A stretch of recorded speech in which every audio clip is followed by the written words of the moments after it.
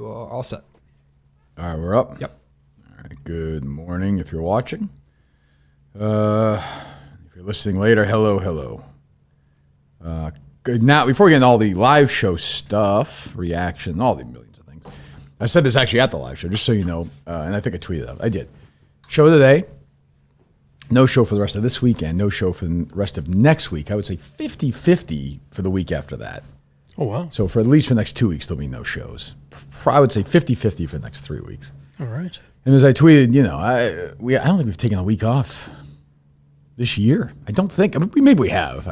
I don't think we have, though. Yeah. I'm surprised you even bother responding to people that are like, whoa, what the fuck is this? No, he was all right. No, that guy was all right. I was just kind of like, hey, look, here's the deal. Like, we've been going 5 million miles an hour. Yeah. Like, we've been do shows when weeks are like, you don't need to do them at the Super Bowl. And yeah, I think since Christmas. Yeah, I don't think we have. So, and again, like, look, it's 3 shows. It's 2 hours. I get that. So, but,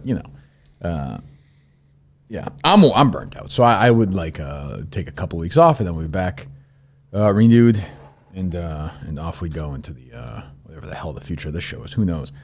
As I walked in this morning with one arm, I had a big poster, the Jon Stewart picture. On the other hand, I had fucking $35,000 in cash. So don't come by 372 Main Street and shoot me and take the money and knock yourself out. If I had a nickel for every time that image walks into a building. Be my guest. Today's the day to do it. I'll just hand it over to you. Colleen just gives me $30,000 in cash the other night after the show. I was like, yeah, I don't know what to do with this, basically. I want you to hold it. I'm like, well, I thought that was the safe play. I thought it's probably better than like Shane walking out with it or something. I guess so. I don't know. Who knows? I guess. I don't even know. I don't even understand it. So they basically set booze records at this place the other night. Is pretty much what you told me, right? Yeah. Yeah. No surprise. So a lot was cash, and so you have to bring it to the bank today. I have to deposit it. So one thing after the show we didn't talk about is the only people we have to pay left out of that cash is the actual liquor. So we have to now. Sure, right. Pay, yeah. So how much it's not is as that? much. I think it'll end up being somewhere in the 5 to 6 range. Okay, so they get whatever. So then, so 30, whatever, it goes back to, and then it just goes back to you. Yeah. So Barstool takes a little piece, and I just why can't I just take my money from it right now? That's what I don't care. If you want to. Well, I mean, I'm not going to. This is how people get in trouble. It'll be a whole right. But I'm saying I know they're gonna fuck it up, so I don't even. Yeah. Who knows if the numbers are even right? Like, they probably just want to add it into the ticket sale revenue and all and keep it. No, it was a huge night. I mean, it was and I get that, and that's fine, whatever. So, cash, you don't have to pay taxes on that, right? No, I don't think so. Take your yeah, I'm pretty sure a lot of those guys working there probably took some cash for themselves. That's fine. I guess we'll do the good first. Crowd was incredible. The band was great. The stuff that people could hear landed, for sure. The opening landed. The open landed. A bunch of stuff. Like the crowd was unbelievable. The venue is a physical place I actually really liked. And it was, the show was over, and I sat there for a while, and a bunch of people came to take pictures, and I think everybody had a great time, which is good. But I think the problem is because it's the show itself is so high energy and such a good time. I think people are going to have a good time even if they can't hear stuff. So I think there's a trick involved in that, which is you can't get too worried about that. Like, I'm saying you can't let that be a crutch. You have to still do the best show you can, which we tried to do. But since the audio was bad, I think, a lot of the stuff people just couldn't hear, stuff we worked really hard on, which is, to me, the one negative takeaway from the show is just the sound quality. And we'll get to the other stuff. Were you going to say something? Did you hear a lot of people saying they couldn't hear it? Yes. I know, on stage, a couple people in the front row said that. Yeah, I think the further no one back came up to me afterwards and was like, hey, I've missed the fucking sketch. No, but look like yesterday and stuff, people who were there. And I get that. Yeah. And there was ones that I couldn't hear. Like I would walk out once in a while, things I couldn't. Like the Riggs thing was actually very funny. Like really very funny. We were laughing backstage and it just, nobody could hear it. So I feel bad. That's a guy who was a huge fan of the show, a good friend of mine. He's doing this on his own. He doesn't have to do this. He did like midnight the other night. Nobody can hear it. And when you work on something, like even the Cohen stuff, I think some of it was quieter. So I don't know. It's just that part of it is frustrating. But I mean, look, the place was nuts. I mean, the crowd was insane. I thought it was the best. Maybe it was the best crowd we had. I mean, the crowd was crazy. So Portland was pretty fucking loud. Portland was loud. It's tough to compare. But. Yeah. I mean, they were both great crowds, and all the crowds have been great. Yeah. And it was a great crowd. Mike has always got a huge pop at the start. We roll him out now. He's like a charity case. It's got to be the biggest ovation anyone's ever gotten that doesn't see, hear, or speak on stage. I think it's almost becoming I think it's like half we really likely does in the show. I'm the mascot of the Kirk Minihane. Yeah, well, it's a lot of appreciation for what Mike does in the show, which he does a great job. And then it's kind of like, well, we have to give him a standing ovation now because we're not gonna hear from him. Next time I should have a trampoline and I'll throw baseballs at people. You can dance with the girls next time. Dance with the kids next time. That definitely landed, the Mutt thing. And no, I saw these people tweet. I think people think I'm gonna take this personally. Mutt was way better as a dancer than I was. When I tell you guys, he practiced every single day. Yeah. He practiced every single day. That's all he has. But I was happy for him. Well, two things. I was happy for him because he was the one guy at EI. First of all, he's obviously a great friend of mine. He's the one guy at EI who played along the whole time. As best he could. He wasn't an asshole like Curtis or Greg Hill or Jerry or any of these guys. And I do think the fans valued that throughout the entire thing. You remember people would call, he'd make little jokes. Like he never abandoned it. He did the best he could. Right. And he's coming in here and embraced it. It took him a little bit, but I knew he would. So I was happy for that ovation. Like I am happy. I was going to say it during the show, but I was happy for that ovation for Mike. Because, every time, because Mike, A, does a great job on the show, and B, has been super loyal. I remember that thing. I was mad at Craig and Jerry that time, and I was mad at Mike for a second. I'm like, well, he's been loyal to the show more than anybody. So when guys like that get their, these are not talented guys. So when they have a moment in the sun, let them have it. They wouldn't get, God knows they're not getting anywhere else. You said, I don't know, I assume there's a sign in the green room that says talent or something. Yes. And you walked in and it was me, Justin, Shane, and the Warthog. And you said, this must be the loosest definition of talent I've ever seen in my life. That's a good Rickles moment right there. Oh, boy. Warthog brought it in that green room. He certainly did. I don't think Warthog moved an inch in the 5 hours. I kept going in and out doing stuff, and he was just sat there just looking straight ahead. Isn't that what you want, though? I would never bring a guy back there that's like, Kirk, how you feeling? No.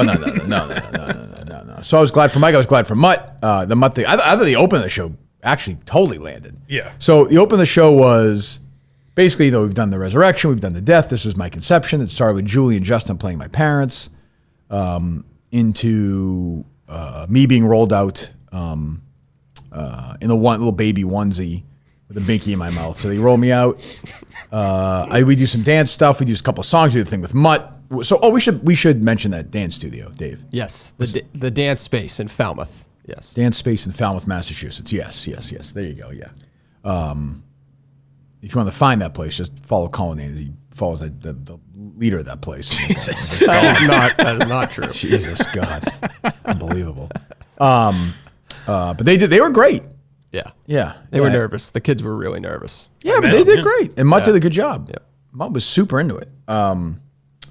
So that was the open. The open took forever, but I knew it would, but it landed, and I was like, oh, here we go. We are off to the fucking races here.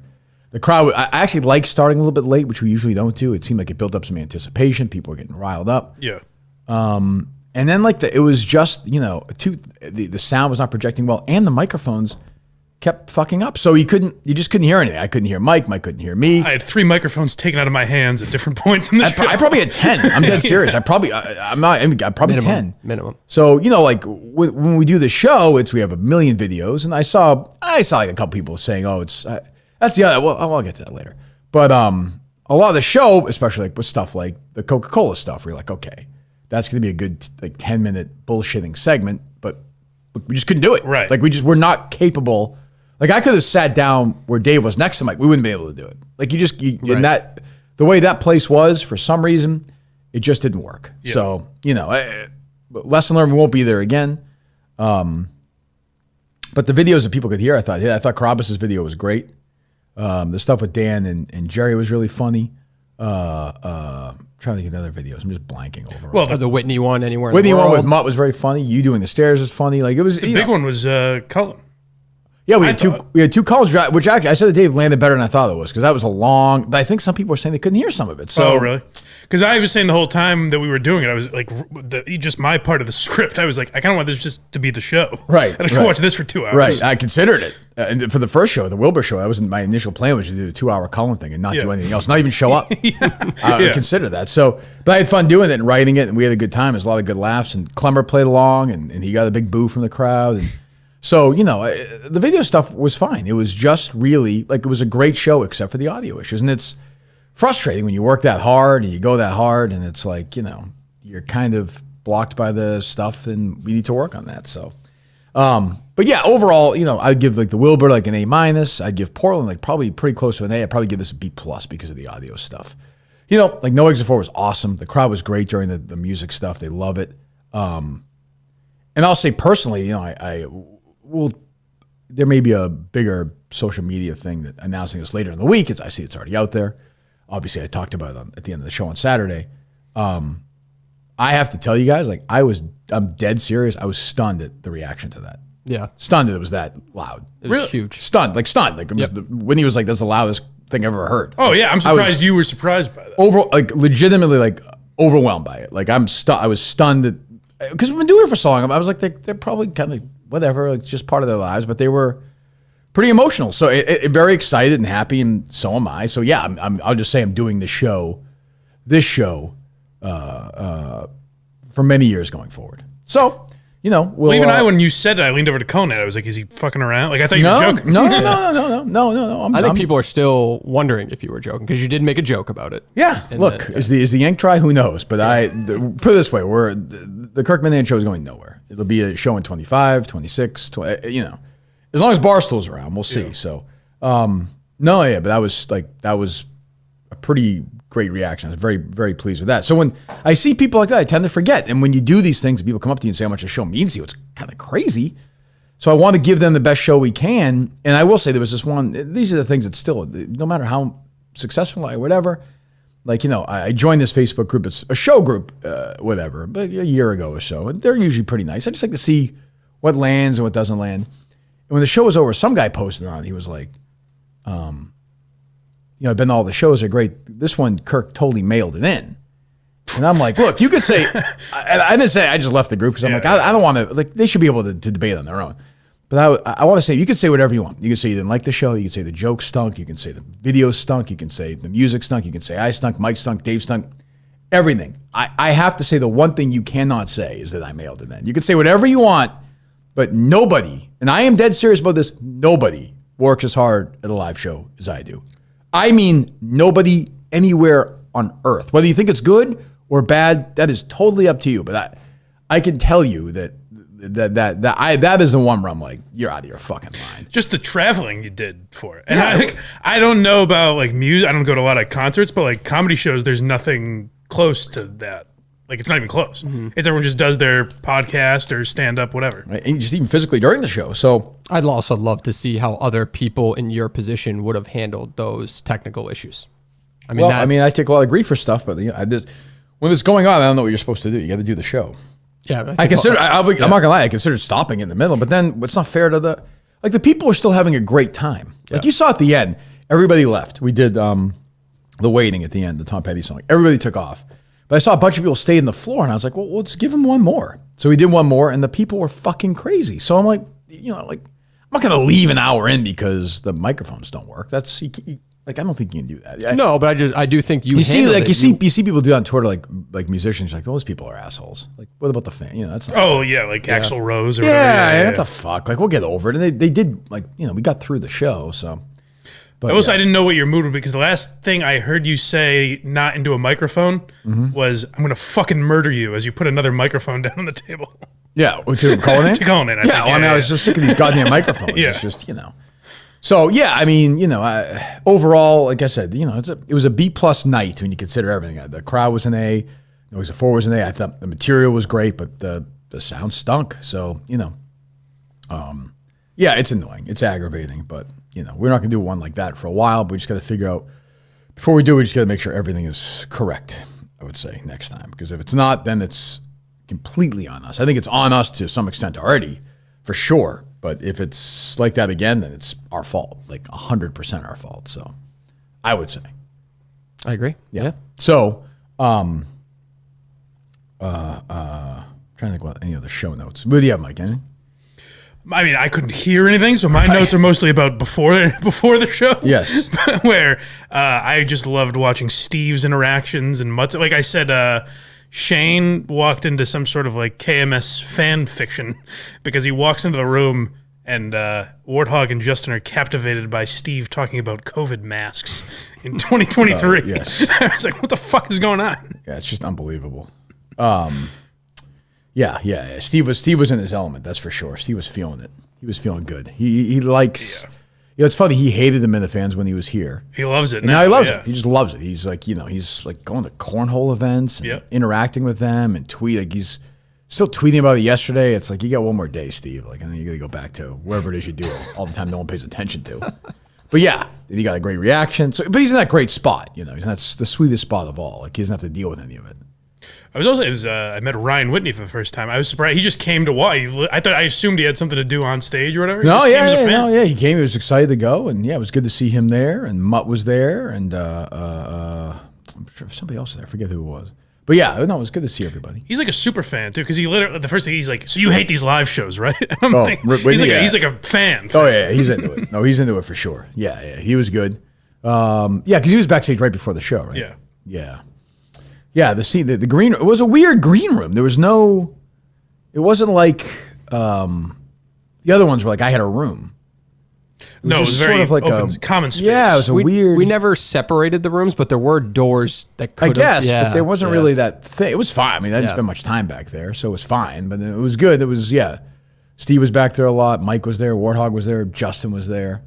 And I reached out to Justin last night and said, "Hey, look, if you want that job back again, now that Shane's leaving, it's yours. If you want it." He kind of said, I think he felt like he's like, I feel like you had made it clear that my ceiling was that job, so I kind of don't want to do that. And I was like, right. And I was like, I understand. I said, and I just texted him back this morning, like, if you want to talk about, you have other ideas with that, right? Like, let me know. Like, we can do something else. We can, Yeah. But maybe maybe it's me still Chicago on his brain. That could definitely be. So I don't know. But I also say like the Minifan temperature right now is not high. So, but maybe that would bother him. Like maybe he's still worried about idiots and all that. So I get that too. Yeah. Yeah, I think he's probably happier coming in whenever you want him around. Rather than, because if he's here, you say that now, but then if he's here every day, he's going to do something that pisses you off, and he hates that. I think that is true. He hates being under fire. That is true. But yeah. So maybe So I figured it out for you first. So I don't know what we're going to do for that. So Shane is gone. Irreplaceable, really. No question. He was a good kid though. He worked hard. He busted his ass. I like Shane a lot. I didn't know him much. Yeah, he's a good kid. Our filming together is 0 for 2 now. Well, but I said to him after the show, I was like, "Hey man, if I never see you again, have a good one." He's like, "I'll be around." I was like, "All right, good." Yeah, he gave me the full picture. I was getting in my car when the show. I was like, I just want to go. And he's like, "Yeah, I'll be around if you need me." I'm like, don't worry about it. Like, you did it great. Whatever. Yeah, absolutely. I mean, he's always welcome to do whatever he wants. But he was here for how long? A year? Not a year. No, like 8 months or something. Yeah, 6 to 8 months or he something. just couldn't do both. Is that what the deal was? Yeah, me cutting jobs. Yeah, and doing a lot. That's life. So yeah, we got to find somebody for that, which would be a whole project. So I guess sort of the main event of it, of course, is between the Coca-Colas, between the small screen, between the audio issues, between not being sure about the venue, between not really sure what the scripts were, what was going on. I would say not the best Cullinane performance overall, in my opinion, on this. So for me going forward, so I'm going to have Dave not be in charge of the live show stuff anymore, and not be in charge of the case next season. So I'm going to have him just focus on KMS only. Okay. So, you're getting paid the same to do less work. So congratulations. So we just got to find somebody who is in charge of dotting the I's and crossing the T's, because I just don't think you're great at it. Yeah, there was a few things that I wish I could take back, where I leaned on the venue and their recommendations for things. Yeah, so I just think we should get somebody. We should just hire somebody who's like, we just worry about the show. Like, you just worry about the show, the content stuff. Don't worry about the fucking talking to the cases. If you want to do the case fine, I guess. But I'm just saying, for the live show stuff, like, you shouldn't be haggling with some guy over a fucking projector. Like, you should have somebody who that's their job for us. I only got I just don't think, it's probably not what you're best at. Well, I just think this specific situation was a little different in the sense that, like, this was all encompassing. I said to you, this is like renting a high school gym, and then as you said, but you said to me going in. So I said, well, if you think you can do it, and you said I can do it, and I said okay. Yeah. So didn't really work out. So I just think it's easier. You don't need that shit in your life. So we should hire somebody who is getting this job that Shane is leaving, who can make those phone calls, do that stuff, check with us. They can handle that shit. and then be in charge of the social stuff. And all. I don't think that's really. I don't know. I know people are going to view it as some sort of demotion. I mean, you're not getting any dock and pay or anything. I'm just saying. No, but I care about it. I care about that stuff from the show perspective, and I want to be a part of all that. Why not? But we're in Madawaska, and you hand me those scripts, and it's cut out in the middle. That shows me that you didn't read it. I know, but there are parts of it where, like, there's a lot of other stuff that I had to go into that planning for me, and from the technical aspect. Yeah, but you didn't read organizational. But you didn't read it though. Well, I didn't know that there was more pages to it, I guess. It stopped in the middle. It didn't make it. But I'm saying even things like that, where it's just, I think you were just overwhelmed by the whole thing. And that's why I think it's good to have somebody else who can do somebody else you can lean on for stuff like that. Yeah. I don't know. I mean, no, Mike, am I wrong? No, I'm actually surprised you. I'm glad you're handling it like this, because that was my thought too. Is like, I thought you were gonna yell and scream at Dave today, but my thought was kind of like, I just don't think that's not his job necessarily. Right. He's the producer of a podcast. Yeah, that's somebody got hired to do live show stuff. Like, that's not his. He did Portland. The first two Wilbur's great. Portland great. This one we have a lot going on, and I'm like, well, why don't we have another human? Like, no one else has one person just doing this. Other podcasts have a bunch of people. We're not going to lean on the people at Barstool because I don't like the person running it. I don't think she's a good person, in my opinion. She treats people like shit, like especially people she thinks she's better than. So I don't have any use for that particular person. If it was up to me, she'd be out of a job at Barstool. But evidently she's not going to be. She must be good at her job, which is great. That's fine. But she belittles people like really like badly, and I don't quite understand why, unless it's somebody like me, and then she acts like she's pretending and. Whatever. So I simply would not work with that human being. That's never going to happen. No, she's a bad person. So if we have to outsource it, fine. Like I said, dot the I's, cross the T's. Or we hire somebody who's sort of young, energetic, smart, like as opposed to just, and look, like I said, I first offered the job to Justin, who would not be good at this. So he said no. So now let's find somebody who will be good at this. Okay. Yeah. And make it easier for everybody. Like, it doesn't have to be like, it's funny that there are fuck ups, but then like it's also not funny. Like, the screen is too small. When there was the lighting was right in the middle of the screen. Dave and I went to the second level or the first balcony. We looked at it and you couldn't see anything. And Dave's like, I don't think this is gonna be a big deal. And I'm like, well, that's no, but I didn't even understand that. When it's the live show, like I didn't want to create like from a mental. But you're going on stage in a couple hours. That was there. I'm going to go talk to the guy and say, like, what can we do about this? Well, you don't have to try and placate me. No, I know, but I'm believe not. me, I can handle it. And it's my show and it's my audience. And I want these people, when they're paying good money, like it's funny to boo and say this is stupid, but they're paying good money. So I also want them to be able to fucking see the screen, which is about the size of the fucking TV in here. So, stuff like that stuff like that isn't, just simply will not happen next time. We cannot have that happen next time. Well, the quote was a bad one. What's that? When Dave said, like, I'll just be happy to be here. Yeah, I mean, he's like, they're gonna be excited. I'm like, I know, but that's the trap we fall into all the time. And it's like, well, eventually they won't be. Eventually they're gonna say, well, the live shows are great and Kirk's great and Mike's great and we have fun, but I can't see it. I can't hear anything. Like, it's like I want to be able to do that. Now, that hasn't been the case for the first 2 shows or 3 shows until last night. And some people could hear a bunch of stuff, and some people couldn't hear anything. The people up front couldn't hear anything. I'm tempted. I want to find the names of the people in the first 6-8 rows. I'm dead serious about this. Can we do this? Sure. Yeah. Now I want to do just a show with us for them somewhere. Yeah, like even if it's at Arlington, the movie theater or something. I'm glad you agree with that. So I don't know. Are you capable of putting that together? Yes. Okay. It's a test. Yeah. Okay. All right. Great. Fantastic. I think Dave now knows he's now dealing with. There's nothing worse than dealing with the Kirk Minahan who's starting to be like, I don't know if this is going to happen. A serious Kirk. Well, or more like, is this thing? Sorry, is this? Have I given up on this guy? Right. You're not joking about. Yeah. Sometimes there's no coming back from that. Right. Yeah. Yeah. There's another. People have been there. Steve the other night was like, Dave's in the worst place the person could be right now. He looked at you like, only one other man can understand. Steve. He's been there. Yeah. He kids around, but he feels bad. And I like Dave. I don't want Dave. But like I can't have. I'll give you an example. This pissed me off to the point where I almost fired him. Friday night, I went and introduced No Exit 4. I was there with my cousins and one of my cousins' wives, and Dave came by, and I was talking about the Coke stuff. And Dave started giving me like a real attitude at this thing, like really like a real attitude. He's got like a beer in his hand. He's kind of like giving me shit back. And I was kind of eventually I was like, do you like? I forget what did I say? He said like, do you like your job? Yeah, do you like your job? Like, do you want to keep this thing? Like, and you're like, yeah. Like I was like. I was this close. If there wasn't a show the next day, I would have fired him right there on the spot. Because like it is a job. Like you work for me.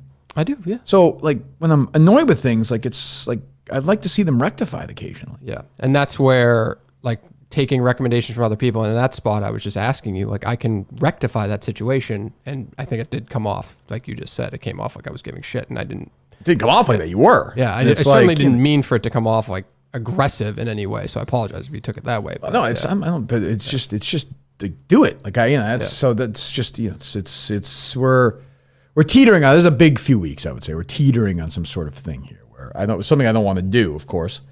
At all, because I don't like doing this, and I like Dave, and I don't want to. So, yeah, we shall see. We shall see. So, yeah, I don't know. What else? What else from the show, guys?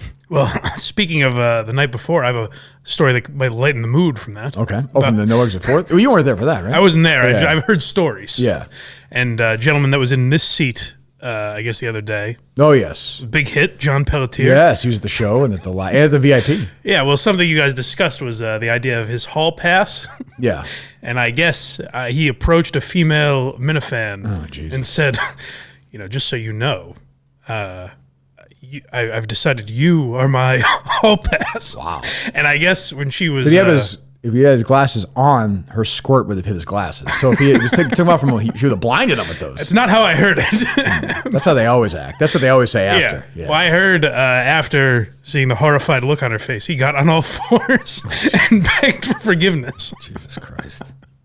So it was a shame I missed it. It was a wild event. I was pleasantly surprised. I think Joanne, right? Yes. Who was legless on Friday night, like fucked up. Oh, I heard it had plenty of leg, actually. Came up, showed me, like grabbed my dick, like was literally like showing me like flat, like her tattoos all over the place. And I was like, this is going to be a problem on Saturday. Yeah. There's nothing worse. I was actually surprised given all the alcohol and everything we sold. There are always going to be a few, but I did not think the drunks were a big factor on Saturday night. No. Not really. Of course I could, who knows, right? Who could hear him? But she wasn't. I think she was the VIP. I think Pelletier, I don't think he gave her a talking to, but I think she was pretty sober at the VIP. I don't think she was fucked up at the show, but I thought that was going to be one of those ones where she was like screaming the whole time. Right, it was just like, because there's one lady and her mom, they always go to these shows. She's a very nice woman. She's at the VIP and she's very nice. She's talking about running. And then she's at the live show. She's hammered and she's screaming at them going down the aisles like, where's this guy? Where's that guy? After I finally turned to her, I was like, why are you being such a cunt? Like, just shut up and enjoy the show or don't. Like, leave me alone. So, yeah, I don't know. But yeah, she seemed okay, Pelletier's girl that night, I think. But Friday night was messy. Definitely. I wasn't with them that long. I wasn't there for that long. But No. Yeah, Pelletier, I don't know why. Yeah. I don't know how long that one's going to last. It seems to have gone to his head pretty rapidly. Yeah, well, I mean, look, this lady should have, she's crazy to not take the, well, who's to say she didn't, right? That's true. Yeah. I mean, that's true. But she put on a face publicly, but who knows what happened after. She put on a face privately too, I bet. Yeah. No question. Yeah. He was strutting around, king of the cock of the walk. Got a big pop at the show, too. Yes. Crowd seemed very excited about Pelletier. Yeah. Anything else show related? I don't think so. I don't think anything like crazy happened backstage that was like overly funny or anything. No, it was just weird. Like, it was strange. Like, so we did a dance thing. So Mutt and I went to Falmouth with Dave, I don't know, maybe a month ago, maybe 3 weeks ago, whatever, and did this. Dave made contact with some dance studio at Falmouth, and so we went there and we did like a walkthrough, and the lady was very nice, and kind of told us we're gonna have a bunch of our dancers, and they showed up in the rehearsal on Saturday, and they were great, bunch of little kids. And I made sure on purpose to put that very early in the show because I was so like, they could leave. we Yeah. can get these kids out of here, and because I mean I was thinking, I was like, I'm gonna be in like a onesie that was clearly, I ordered on Amazon. It was ordered for me by Kate on Amazon, but it was clearly like for like guys with like what I call a Dino, a mommy fetish. Yeah, I think Justin actually had a pretty good line because you go, I think you might be able to like see my dick in this, and Justin goes, I think that's its purpose. So luckily, wisely, I put on my adult diaper to cover up because my dick imprint when I put it on initially was unbelievable. I was like, I can't go out like this. I can't do it. So I put the diaper on under that. But yeah, I was like, I don't think the kids need to see that. It feels like yes, and naturally you get raging hard before shows too. Sure, You're well, so naturally. excited. Yes, yeah. Well, Mutt around 3-year-olds.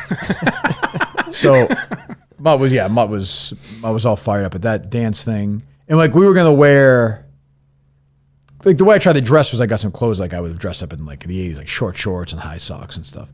And we were at the dance rehearsal. What's it? Place, I'm sorry. What's it called? The dance space. The dance space in Falmouth. Mutt came in with like just like a bin full of like 40 sweatpants. He's like, I don't know what you need. He had on his head, and then he was mad at Cullinane because I forget. Cullinane told some joke at his expense or something. That was what there. he said. Yeah, that's what he said. But yeah. Well, Cullinane was trying to be cool with the dance instructor. Oh. Yeah. Oh, you mean originally? Yeah. I remember that. Yeah. Like, oh boy, you'll probably be pissed Mutt's here. It's so typical Mutt thing. Is he drunk or something? She's like, I don't know any of you guys at all. But the parents seemed that some of the parents stayed, right? I think. Yes. Yep. Good. Yeah, good. I mean, those kids were great. This was sort of my idea was the two of us dancing like idiots and these great dancers flipping around, which is basically what happened, right? Mm-hmm. Yeah. And Mutt embraced it like you wouldn't, to his credit, embraced it like you wouldn't believe. He was so fired up. And I think I pointed this out to you, but anyone that thinks Mutt puts on a broadcaster voice, it doesn't. Soul life. Where someone brought up the horse that died at the race on Saturday, and he says, yes, Bill Parcells, first grade. And he gets right into that. I was like, oh boy, he doesn't shut it off. That's true. I told it at the live show. I walked him up. He was having dinner with his brother. It was after we'd rehearsed at the place I had lunch the day before, I think. And I walked him there. His brother was there. And Mutt sat down, ordered a beer right away, put his phone up so he could watch horse racing, and then you could gamble with Yahtzee at the place. He did that and lost. And it was a Mutt triple crown right there. Drinking, gambling, and watching the horses run around. So, but yeah. I'm trying to think what else. The only thing I was somewhat annoyed at is how my video came out. The Jerry one? No, that one I think did well, went I okay. thought. Yeah. The one I filmed that day with Shane, where like I actually thought we had good shit, and then it was, I don't know, it just didn't turn out well. Yeah, those are weird. Even when it was edited down, it just didn't quite. I don't know why. Because it was a good idea. It was the Coke thing, right? Yeah. It was a good. It just didn't. Yeah, I don't know. It's so much of that is obviously answer reliant. Oh yeah. But yeah, we didn't. I don't think we ran that, right? Didn't run that. No. Obviously, we didn't run the Palumbos one. That people didn't expect that. Palumbos one. Yeah, no. Yeah. Dave actually is. It didn't work because Dave actually is a celebrity there. It's true. They're like, oh, Dave. I'm sure. I have no doubt. So they tried to play play along. Right. And so I would be like, hey, like, I would ask them if it was a magical place. And they're like, oh, yes, especially when Dave and his family come. And I was like, no. Pretend I'm someone else. Right. The other one that we had 3 or 4 of, we tried to run the first one. It wasn't his fault, but that was the first time I was like, wow, the sound is really a fucking issue. We had a bunch of calls from Kevin. Yeah. Oh, yeah. With questions. We had like 3 or 4 of them, I think. And the first one I was like, I can't hear a fucking, I know you couldn't, right? No, that's why I had to get, I assumed he said I have a question for Blind Mike, but I couldn't hear it. So you fucking Clyde or something? Yeah, and then you turned to me, and I just said something that I completely guessed it. I was like, who knows? Yeah, that was the first time. I was like, wow, this is definitely an audio issue. Yeah. Early on, so I don't know. How was our audio guy after the show? We didn't really interact like after because you just knew what it was, right? And then he just wrote an email apologizing for it and stuff like that. What was his good. What was his explanation? That's helpful for me. Well, it was better than the last one. I think he realized after there was interference with the microphones, and obviously we were saying too the batteries were just dying. The batteries kept dying on my mind the whole time. Replaced them, but there was interference, and he just said he took responsibility, and that was that. But It seemed to be even the rehearsal No Exit 4 though. There just seemed to be audio issues. Well, like real ones where we're all like we can't hear. It was just weird. I don't know. And when I was running around there, did he answer those or not? Yeah, I think, but I don't know what the fuck anything is audio wise, so I have no idea. Maybe I don't know. Yeah, I don't know. It's very un-Lyle Lovett of you to complain about this kind of stuff. Oh boy, that was the other thing. Lyle Lovett. You don't get the Lyle Lovett vibe. Yeah, I'm walking through the green room, and some guy was like, "Just so you know, Lyle Lovett was sitting there 2 days ago." I was like, "Wow, that's unbelievable." Did you really take a shit? No, the best was someone else mentioned it to you. You go, why do people keep mentioning Lyle Lovett to me? Lyle Lovett's like, I like Lyle Lovett. He's fine, but I'm like, who cares? Is Neil Young? Who even cares then? So what? He sat there. Great. Yeah, the 15-piece band. Great. I don't know. I feel bad. Actually, the guy who runs the place seems very nice. Yeah, he is. How was he after? He was fine after, I think. Yeah, he was fine. Yeah, we're not going to be there again, but. Do we burn State Theater or can we go back there? Well, the audio guy, I know, was but not a fan. But I imagine he doesn't run. I think we can talk to him again. I would go back there in 2 seconds. There's going to be a second audio. That guy was like flawless with that stuff. The Wilbur I'd go back to in 2 seconds. So, honestly, this one. Well, did we burn the Wilbur or no? I don't think so. No, I don't think so. No? No. There was some issue, but I don't think it was bad. What was the issue with them? Something happened definitely before the Wilbur, something happened. We smoothed that over because there was you couldn't go back. They're in also time. sensitive. Jesus Christ. I forget. I think there was something, but it wasn't. Yeah. Yeah. And Plymouth's great. Like the town area's great. Everyone seemed to have a good time. And the fans were awesome. They were incredible. VIP, they were so great. At the live show, they were so great. After I saw some, they were just over. I'm completely, and I don't do this a lot, completely overwhelmed. So it meant a great deal to me as I've been trying to figure out what I was going to do professionally for the last few months. I'm glad I decided to stick around because when I saw that reaction, I was like, well, okay, these people still want to hear this. So you're going to get it. Is that a 3 more years from now or a 3-year extension? Because your deal's up next year, right? Or Yeah, the way my contract works is I can negotiate the last year of a contract and just start over. So okay.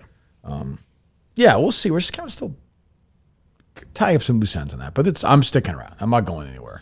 Whereas like 3 or 4 months ago, I was kind of 50-50. So, I've had fun. I really like a bunch of people at Barstool, obviously. I mean, that video, you see how many people contributed in those videos. Yeah. I like the show and I like being here. And it's, it's so keep doing it for now. Things in a year and a half, I want to stop. It's not like I'm going to go anywhere else, so I could just stop. But I don't think I'm going to. One of the things I regret most missing is Boardhog told me after what the Dan and Jerry bit was just the idea that Dan was under the covers hiding with Jerry. Yeah, it's a very funny image. Yeah, it was a very funny bit. Yeah, it was very funny. They were. Yeah, we used Jerry's dentist office. Dan played Dr. Dan. Oh right. And Jerry's dentist office's new house. So we used it. We shot there, and then Hank made a cameo as well because he was like, Dan, Jerry, and I are so good of friends that like Dan's a band of the podcast. Right. So Hank's like, we're literally, the business is dying. Like we need to come back, and Dan wouldn't do it. He's having too much fun with us. So that you were on that. Well, I get Jerry owns the house, right? Yes. So we used but it hadn't yet been done or something. We used the bedroom of the guy who he bought the house from. So the three of us were under the covers there. Yeah, Jerry hadn't closed on the house at that Yeah. point. If he has, I don't know. Hopefully he has. But maybe we didn't use it. I don't know. But yeah, I think that guy's a big fan. Listening to the podcast, it was wild walking into. So it's one of these offices connected to the home, and it's wild walking into it because it's like going into like a dentist office from like 1970. Yeah. Like it's crazy. Like the old credit card machine's still there, the phone's still there, the files are still there. Wait, he must own it now because I remember him I thought they were going to take this stuff. I thought that was his whole thing. Yeah. But who knows with him? Yeah. But it was just funny going in there. So we shot that there. We rented the Suburban for an hour basically and shot the scene where I masturbated in the back of the Suburban, which was wild. That was a crazy experience. We rented that. So we shot the Julie Justin opening scene of Julie and Justin as my mom and dad. Yeah. They want to conceive. Julie wants to have a baby. My dad goes back to work. Julie calls Ma Studley. So we shot that at a hotel out in Western Mass. That scene with the two of them in bed together. But the first time I did it, the joke was that we would get closer and closer and kiss, and then the phone was going to ring. It was my dad's work. He had to go back to work. And the first time they got closer and closer, and Julie was like, basically moved away. She was like, when's the phone gonna ring? I think she thought Justin was gonna fucking go all in. Well, Justin's committed. I heard massive kudos to Justin's acting chops. No question. A lot of people said that. I will say, I think Justin wore down a little bit by the end of that day. Yeah, it was a hot day. Yeah, I think he had hit the wall. Yeah. Andy, it was in Madawaska too, as you Right, know. he had 2 long days. Yeah, and he had and then he came back here for a 3rd session. Like he was always ready to help. Oh no, Justin's the greatest, no question. But he was definitely by the end of that day. Well, anyway, so we shot that. So then we went from there. Just to give you an idea, one of the days, I think people probably want to hear this. We went to Oxford, right? That's where the Suburban was. Yes. So we went to the Suburban, and it was crazy. Going in that Suburban was it was like walking into a time machine for me. It was insane. I think I just took it around for a spin, right? It was like, we went to like the back parking lot. it was crazy. I was like, I'd pay $1,000 to do this like once a month, just drive around. It was nuts. Should have just bought it. I was thinking about it. So I went back in there. And then was doing the masturbation thing back there, just like the old days, and with Julie and Justin. But then we went from there to Bill Ricca, to the neighborhood I grew up at. So we shot in front of the house I grew up in for the first 8 or 9 years of my life. Shot the scene there with Julie and Justin. The woman who bought the house from my parents is still there, and she kind of walked by. Remember, she seemed a little confused. Yep. We shot at the Fly, then we went to Winchester, shot at Wedgemere train station, which is where Justin pulled me out from in front of the train. And that's where those guys had lunch on Rogue without me, the three of them. Wow. We did. Yeah, Kirk Minahan, giant of the world, eating at Subway by himself. Couldn't have been happy about it. It was a highlight of my day. Julie getting hugs from both sides that day. That's true. And then we shot the Dr. Dan stuff, I guess the exterior that day, and then that was that day. Yep. In Madawaska, we didn't get the chance to talk about much either because we were doing it, other than like the fights with like you and Justin or whatever. Yeah. But I mean, that was pretty funny too. We shot that in the basement of that hotel pretty much. Are you going to put the outtakes I know. out? I saw they tweeted one. I did one, We yeah. should. Oh, you Yeah, did? yeah, there's- yeah. The Steve one is very funny. There were so many. I mean, it was just funny, and the location, the library, trying to be quiet. That was The one. So we go into the library, and for some reason, I was like, from the start, I was like, I'm just going to tell people. Like, for some reason, I thought it was a great idea. Like, hey, we're shooting like historical project. What did I do it the other day? You mean with the Whitney thing? Oh yeah, I'll tell you Yeah, this. yeah. Yeah. So we were at the Madawaska Library. We go in, and there's just this nice old woman. She's really nice, and we're like, yeah, we go into the back room, and she comes in. I'm like, yeah, what did I say? We're shooting historical. We go to historical Yeah. places. Like libraries we go to around- libraries around the country. Around the I think country, you she said. did. Yeah. She was like, Yeah. oh, really? For a YouTube series. Yeah, so we shot that, and she took a picture. She figured out how to use her phone. Our phone took the picture. But yeah, that trip was. Yeah, Steve was just cracking us up that day. That was, yeah. I moved. I was like, can I stand a little closer? Because I couldn't really hear what you guys were saying. Yeah. And then at a certain point, you were like, Mike is still leave. He's laughing Yeah, too he's much. like, And then, because Steve played an FBI agent obsessed with transgender pornography and drag queens and stuff like that. Yeah. grinding on your member. Right. Which I said, I guess this in the show is what differentiates like a Steve from a Jerry. Yeah. Where Steve's like, it's obviously everything Steve's opposed to, but yet he gets why it's funny. Where Yeah. Jerry would literally say, "Why is this funny?" Right. Yeah, we called Jerry too at the live show, by the way. Yep. But yeah, what was the other? So the Whitney one. No, the Madawaska thing though. Before I forget. At the library is Yeah. when Justin kept going up to the librarian and would say like, "Hey, do you have any books written by Dale Arnold?" Right. And the second or third time you go, "Can you tell him to stop doing that?" Right, we're good. Like, yeah, we get the point. And then we had dinner that night. We had dinner at the place we did the live show. What's it called? Long Lake. Lakeview. Lakeview? Yes. We had dinner there that night. Earlier that day, Mike and I shot a scene there that took longer than the live show we did. I think. Yeah. It may have looked flawless on screen. Yeah, there was folks, only but- 40 or 50 cuts on screen, but that was not Mike's fault. It was a super long monologue. And by the way, I didn't know it either. Yeah. Like, so I tried.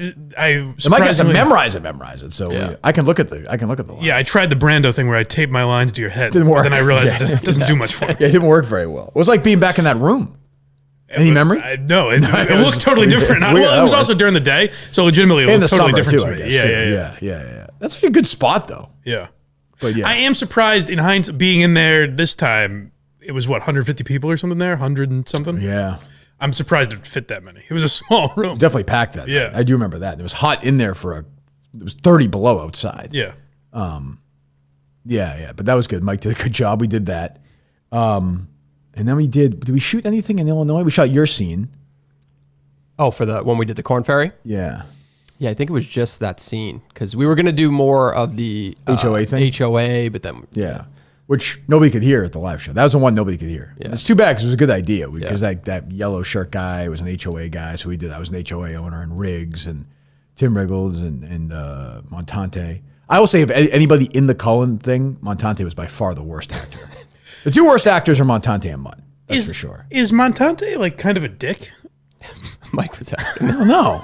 I'm curious. He's not. I said he's not. His communication can't- style What can come happened? off like that. Well, so it starts a couple weeks ago where he asked me to do. He does that Channel Zero or the show with the Channel Zero guys. I don't need to do that. He asked me. If you want to do it. He asked me to go on it. I said sure, but like the way he phrased it was like, "If you still even podcast, I haven't seen you do anything in weeks," which I guess is just a way of telling me he doesn't watch my show. Where I was Really? like, Do you really "Okay, well, I'll do it anyways. That's fine." But then at the live show, I get off stage and he goes, "Yeah, nice fucking 4 lines tonight." And I was like, Wow. "Okay, Really? thanks, man. Yeah." Jesus. But I think he's like joking around. But I was like, I can't get a read on this guy. Does I think he's fucking Does he around. hate me or I don't get it? He's screwing around. Okay, all right. I can't tell. I wouldn't worry about it. I wasn't overly worried. He's a about it. loser. I mean, nice guy. Yeah. Wow. Montante giving you an attitude, huh? I said, now I know how Mutt feels getting bullied on See? Instagram. That's what happens. That's what this guy does. He and Mutt were the two worst actors, though. Mutt was the best dancer, but as an actor, it was a rough scene. You can't have it. We can't all be Donald Glover or Justin That's the Timberlake. problem. You know? Baryshnikov was not a great actor. That's Mutt's thing. Yeah. Steve was very good. Mike was good in this scene. Steve was very good.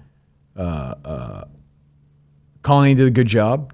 Justin was good. Actually, Julie did a very good job. She did. Yep. And she knew her lines, I think, better than anybody. Yep. Yeah, she memorized I think all for of that, sure. yeah, pretty much, yeah. But yeah, by the time we got to Wedgmere, it was a hot day, the train station. By the time we got to Wedgmere, Justin was starting to physically wear down. Justin was standing on the tracks. Yeah, it was like the 14th round, and he was just looking a little punchy. Then he was getting and then he got snappish at Dave again, where Justin wants to take over these projects, I think. Oh, interesting. Which part did he snap Just at like me? the camera stuff, where he's like, maybe we can do it. Like has a lot of ideas, and he gets kind of and. I shouldn't even say he gets short, but it's just you know how he is the way he talks. Yeah, see, I don't even know if that's Dave related because he just gets he turns off. Yeah, you know, when he's off, he's off. Right. Yeah. So you got kind of at that, but then he came back and filmed the thing the other day and did a great job. So Who was that? Wasn't there? He was just hanging he was sitting down on the sidewalk, and Minifan spotted him. And was just like, "What are you doing here?" And Justin's just like, "I'm just hanging out." Yeah, Winchester Center. Hanging out, sitting down on the sidewalk in Winchester Center. Yeah, a couple of fans come by when I was getting because we shot the Dr. Dan thing. Originally, I came out of the office and I was like puking and I had Band-Aids all over me. But it didn't make sense because we didn't fit. A lot of continuity issues, I think, clothing wise and stuff probably didn't work great either. Right. But yeah, and then we shot Anahuasca there, Illinois.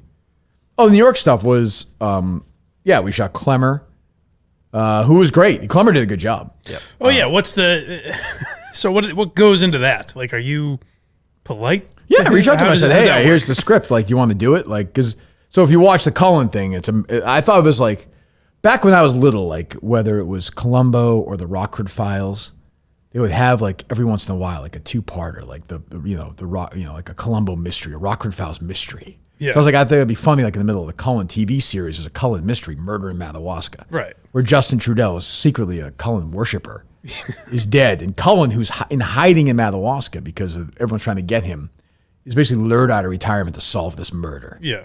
And Mike plays the key characters, like, well, who would have done this? Who has motive? And thanks to Quincy, yes, using my Quincy knowledge, I was able to solve it. Correct. There's a lot of work on these scripts. I legitimately, I was like, you could tell you went to fucking, you're a trained Hollywood writer, for God's sake. So successful. No, but seriously, I was reading, I was like, wow, this is like a legitimate script. Oh, just like the first one. Like, I take it very seriously. You had, what was it? You had motive and you had enemy. An enemy. Does he have any enemies and does he have motive? And so in my mind, Clemmer hates Justin because of their fight. And the motive would be if Justin went to New York, like he's rumored to do, is then take over Clemmer's idiot role there. So Clemmer had them killed. Right. So I messaged Clemmer. I said, "You want to do it?" Right away, he was like, "Yeah." I mean, Clemmer still loves the show. And so I sent it to him. He liked it. We went to New York, filmed it. I thought he was fine. Yeah, he was fantastic. Yeah. He was, like I said weeks leading, I got nothing, Clemmer is who he is. He's like a New York Barstool guy, but he knows what it's really about. So we did that. Then we shot something with Rico Quick and Tommy, your buddy Tommy. Quick, I think he has one of the last lines in it. And then we were out of there. We weren't there very long. No, I think we left that day about like 12:30 or We did 1. a show that day. Yep. And then I was out of there. Yeah. So it was a lot. I mean, the filming took forever. That's part of the reason with the sound. So goddamn frustrated. We worked hard writing it and doing it, and you guys helping out and go traveling and fucking drove to Madawaska and back. Yeah. Just crazy. So people couldn't really hear it. Some, I don't know. Yeah. But I'm serious. Those people, if you want to reach out to the colony, we'll figure something out for that. So yeah, that's sort of the live show experience. I think we need to do a better job with making sure we're in the right situation because the stuff is great and the fans are great. And the next show is going to be, whenever that is, it's not going to be for a good long while, a big live show. Sometime early next year probably would be my guess. I'm in no rush to put that together again. So yeah. I would say we did it in March last year. That seems about right. I'd say we'll probably do March, like September next time. October. These were back to back. What do you mean? Meaning, like, I don't think you've done 2 theater shows in a year. And even the Wilbur was only a year ago. So you've done 3 in a year, basically. Yeah. More or less. Yeah. I don't mind the idea of 2 in a year, but I think March and early August is almost too close. Yeah. I think it was late. Was it late March or no? It was, late March. Mm-hmm. That's what I mean. So I think probably like earlier March, like post Labor Day kind of thing. Yeah. And I want to make it easier for people too. I think another thing we didn't do a great job on, and when I say we, I do mean me. Like I'm in charge of this operation. Like Plymouth in the summer is tough for people when they're traveling. Hotel rooms are like $500-600. So we won't do that again. Like I think that's asking a lot. So if we do it somewhere in, say, the middle of September, once summer's over and travel is, the hotel room is just going to be cheaper. Yeah. I just want it to be like March. If we go back to the State Theater next March, which I'd be happy to do, if we can do that, sign me up right now. That's just not an expensive weekend, I don't think. Right. Compared to that stuff. Right, so, right. And it's hard. People are running around in the summer. Like, I get that. So we'll try and make that easier for everyone too going forward. So, I'm as magnanimous as I can be, Mike, in these situations. It's appreciated. I do the best I can, as does my friend Dan Katz. So, I mean, if you were at that show, and if maybe we can release, maybe we'll release a little bit of Dan as Dr. Dan. This guy loves the show, the show, and it's a huge part of it. I mean, and this is why I would tell men and fans to give StellaBlue a chance. Available at StellaBlueCoffee.com. Next day shipping on Amazon Prime. Get your coffee now before they sell it, because they will. Every purchase helps Paws Animal Shelter, helping dogs find homes. You can't do any better than that. You can't do any better than that first sip of coffee. You're a huge coffee connoisseur. Give StellaBlue a shot. My great friend Dan Katz. Go to and your friend, StellaBlueCoffee.com. Use my name, Kirk, Kirk. 10% off your next order. And tweet it out if you do it, please. Dan likes seeing that, actually. He legitimately does. And again, if you're a fan of the show, just give it a shot. If you like coffee, just give it a shot and let Dan know. Simple. StellaBlueCoffee.com, promo code Kirk for 10% off your order. All right, what else? Yeah, the only other spot where you mentioned you had to describe why you were filming was the Whitney one for some reason. Everybody else, everywhere else, yeah. Oh, and I talked to us at the live show, and I could hear people being like, they couldn't really hear it. That was the first. Actually, that was the first time. That was the story I couldn't quite tell when I got caught at the border when I took the wrong way going to ayahuasca. Was I had the Jon Stewart picture in the back in my back seat, so my entire back seat was just Jon Stewart's face. The customs officer was like, "What's the show about?" And he's looking at this picture, and I'm like, So that was actually kind of funny. Yeah, he's like, "I can't legally arrest you for this, but I'd like to." This is trouble. What were we gonna do with Jon Stewart, and then it just never happened? In that church scene, I wanted to place him just randomly among the other religious figures, just like his picture next to Jesus for some reason. Just as kind of like an Easter egg. Yeah. But people wouldn't be able to see it anyway. Yeah. So we shot Whitney wins Mutt's contest. That was the joke. Yeah. And we shot it at this inn down the street. Right? What's it called? Yeah. Was it in Arsenal? Yeah. And he wins it there at some little, kind of half a Fleabag hotel, sort of, and then right across the street to Domino's Pizza from there. So it's perfect. So we shoot that there, and we're done. We're trying to get in the room. We just couldn't get in a room. I like the idea of Whitney just being in that. Those rooms, I don't want to pass any judgment. Probably not the best. Yeah. So we're leaving, and we're shooting some stuff, and the owner comes out. And he is super inquisitive. He asked me 30 questions. I'm like, what's interesting what I'm doing here is a sort of a history of Watertown project. Where, It's always history. and I'm like, and he's like the history. He's like the building is pretty new. Like he's like, this isn't. No, I mean, I was like, what I do is I find images and pictures of what this exact spot looked like 300 years ago. I send it. I do a comparison. I send it out sort of like for the town. And he got very interested. Sent me his email. He's like, let me see. He's like, can you send me the video when you're done? I'm like, I'll definitely send it to you. So I'll send it. We got a lot of that too, where people were either like, absolutely not, I don't want to film, or like, hey, could you send it to me when you're done? I'm like, I don't think you're going to be able to fathom what's going on. Yeah. Where did you shoot the Jerry video was right next to Palumbo's, where we were asked to leave. No that was a soliciting, they supermarket. said. Yeah. Yeah. Oh, they kicked. What supermarket? Big Y. Stop. Oh, Big Y. Oh, Big Y. They kicked you out. Yeah. Yeah. Well. Oh well. Yeah. What else? I think that's it from the show aspect, I think. Okay. So, Anything else going on? Yeah. I don't know if you saw the Neo story that's out there. Oh, let me talk about this. No, 1 second. I'm sorry, because we never addressed this, which is I don't know how I missed this, but I did miss this, and I apologize because I think I was working so hard on this live show. There were people at Barstool, the woman who won the Idol thing or whatever. Caroline? Yeah. Yeah. She was threatening to quit the company because of Kevin's attitude toward the Barbie movie. Wait, what? I heard you didn't hear discussing that with somebody as I was doing other things, and I didn't know how real that was. Kevin talked about it on the show. I mean, I talked to him off air as well, but he talked about he said it on his show. I haven't heard it yet. Wow. They disagreed on Barbie, and she was crying on the show, and so was that fucking idiot who I beat at trivia, who stinks to high heaven. They were crying about this Barbie movie, I guess. And then Kevin was like, I didn't like it. I just did. By the way, same with the woman who does the show with Brianna Chicken Fry. What's her name? Oh, like a her Boston friend. girl. Yeah. We're doing this thing again. I actually don't know her name. Grace O'Malley. I got it. See, I just see. There you go. I knew her name. She didn't like it either. They didn't say anything. I guess I don't know what they said to her. But like she was like, I guess telling people like I'm thinking about leaving the company. Oh because no. Kevin Clancy. Well, A, that. B, because Kevin Clancy. You see what you're talking about, Kevin, but God bless him for being like, yeah, I thought the fucking movie sucked. Like, you know, You shouldn't even have to say God bless him. It's just an opinion on a movie. But not in this world, though. Not in this world. Like, you know. can't, you know, like people at Barstool are afraid to say it. That's you know. crazy. And she was like, I guess, like really, really upset because a man walked into a Barbie movie and didn't like it. I don't even understand what. She's supposed to be a comedian. I mean, she's never been remotely funny to me, but whatever. That's fine. People probably like her. And, you know, again, she's probably a privileged, another one of these privileged white girls like Kelly Keegs and her who like the Barbie movies. This is just, you know, it's what it is. If that movie came out, what's this called, 20 years ago, is it like all politicized like this? No, or is it just It's a a just a fucking Barbie fucking movie. Barbie Yeah, movie it that is. may or may not be like funny to some extent? Yeah, but you know what? Whatever it is, they're right because it's made $1 billion. So whatever it is they're doing, they're correct. So I'm not going to argue that. Well, I've And heard, by the way, I think the movie will probably stink for me, but maybe it won't. But like, of course, I'm going to think it stinks. well, that's the other thing is like I think getting mad at you for that is weird, but you're not supposed to like it. Whereas Kevin's opinion actually counts more because I think Kevin's more likely to walk in there and be like, actually, the Barbie movie was awesome. You know what I mean? So him saying it stinks is not like some fucking, you know, Kelly Keegs called you like a chauvinist pig or whatever the fuck. Well, she's I mean, I don't even get it. Like I would talk to Kelly Keegs about it now, but I feel like it's 3 weeks old. Right. Like, we're gonna have a Barbie argument at this point? The movie's been out for 3 weeks. Well, she's probably left the company already. No, I don't think she threatened to leave. That's good. Yeah, Thank I don't God. think. But Kevin was like, they were like really mad. Like he's even baffled. He's like, they were really like up. And like, say what you want about the George Floyd thing. Like, I think these people at Barstool were children during this whole thing. Yeah. But at least at its core is a real discussion. It's a real issue. Yeah. Race in America Yes. and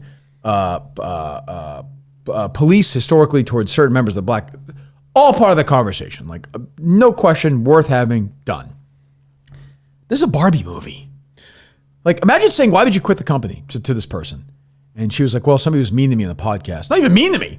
He said there was a movie coming out, like his eyes were looking at the screen, his brain was computing what he was seeing, and his brain was like, this is not particularly enjoyable for me. And because of that, I have elected not to work for this company anymore. Yeah. This person should be institutionalized. As somebody who should also probably be institutionalized, she should be, if that's really true, then she should, like, just in your comedian, I don't know what's going on. Well, it's also a thing where I don't know how old Caroline is, but I assume younger than me, probably. Way younger than me, for sure, yeah. So I think that, or even my generation, I think we've been around this long enough where we think like, no matter your position in the company, you're able to, it's like the Netflix thing with Chappelle. No matter how important you are to the company, you get to say, hey guys, I'm going to quit because I don't agree with this. And the company in many cases will cave. Netflix didn't. Right. And Barstool, luckily, I don't think did. But in a lot of cases, they will cave. Like if even someone that's meaningless to the company, like Caroline, is like, I'm not comfortable, I want to leave the company, they would have fired Kevin in some cases, which is crazy. Yeah, or Kelly Keegs, who, I mean, nothing against. She blogs, she does well, but she's never done a podcast that's anyone's ever listened to. You know, she's probably tried 5 or 6 of them. They've all failed. You know? Right. I don't know. Does the Bachelor thing do anything? I have no idea. Or this other girl. I don't know what the fuck she does. I have no idea. Maybe they're making the company a fortune. I have no goddamn idea. It did seem like on that episode, her stance was like that this was a major win for women. Like that she walks into an office and all these things are expected of her and it builds her anxiety and she has so all these things. So she identifies those issues. 14 years old? Like because of a Barbie movie? Like you needed these things to be told to you by Greta Gerwig? Like you didn't know that like female empowerment, bullshit. Yeah. Like good for her. Like she should get as much. Go for it. I'm not going to get it, but you can't. You know, if somebody's thinking like that, like good luck. Because I mean, if you're going to get triggered by a Barbie movie, you are fucking insane. Which, by the way, like I've said all along, people think because this Kelly Keegs thing, I'm anti-Barbie. I hope it makes $5 billion. I love movies. I hope it does great. I hope it's great for the movie industry. I don't care about it. It's not for me. I'm a grown man. It's just not for me. Right. Yeah, I don't even get why people have such harsh opinion because, like, I would never think to like Ben Shapiro seems like the biggest goddamn pussy of all time. Why are you so mad Talk about a this? triggered pussy boy. I mean, And talk about that guy, you know, I don't know what's going on with him, but I think he's got a lot of demons because he's like obsessed with this fucking Barbie thing. He's doing all these videos and he couldn't, like, you know, does he even know how stupid he looks doing this? Well, that's where they've started to lose on the right in general because they get obsessed with shit that the masses don't really have. It's not like a harsh opinion. Back in the day when people legitimately were getting canceled for things, and by back in the day, I mean 2 years ago. Right. But like, then they had a legitimate argument, and now they're looking for things to be outraged by. Well, it's funny same as the other side. What's funny seeing the extreme right, and I actually get like where they're coming from on this one because I kind of feel I don't like these people either that much. But these people who get mad when you do anything against America, I love seeing the extreme right like rally yesterday to root against the U.S. women's soccer team. Yeah, like it is funny to see them all like unified in their hatred of an American team. Like it is funny, like but they don't see any humor in it, so it's like. But yeah, when I found that out, I was like, "Is this?" Were you like, what do you mean she was going to quit the company? Right. Like I hereby resign because Kevin Clancy, who's an idiot, by the way, doesn't like the Barbie movie. Like, I don't get the symbolism around the Barbie thing either because it's like, what if someone said, I don't like fucking, I don't know, bridesmaids or pick a female. No, yeah, but this has become like, for some reason, I've seen this. Like, this has become a movement. That's what I'm asking. Yeah, I legitimately don't get why that movie is such a symbol. Like, I'm afraid to see it as a guy. I'm like, these people can probably kill me if I go in the theater and see this movie. I don't want to, you know. I want to see it just so I can say I don't like it. Yeah. Don't get me wrong. I'm going to go in and no matter what, I'm going to say I don't like it. But, like, it's just very, very strange. I don't think I spoke to this woman, at the mini golf thing in Long Island last year. She was out there. I think maybe playing in it or something. I had lunch with her and Rico at the table. She was very nice. Like, she's, you know, she seems like a very nice person. I just don't know and I don't want to talk to her and have her cry about Barbie. I just don't need that in my life. And right.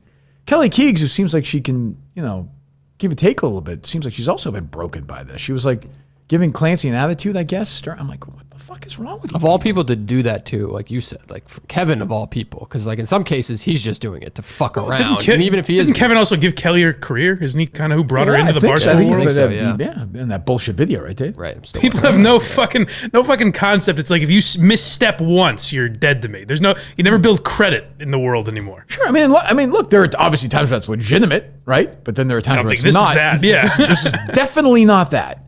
To me, whether Kevin likes Barbie or doesn't like Barbie should be as relevant to Caroline or Kelly Keegs is if Kevin likes Sound of Freedom or if Kevin liked fucking whatever Ocean's 13. Like, who gives a shit? Or he likes broccoli.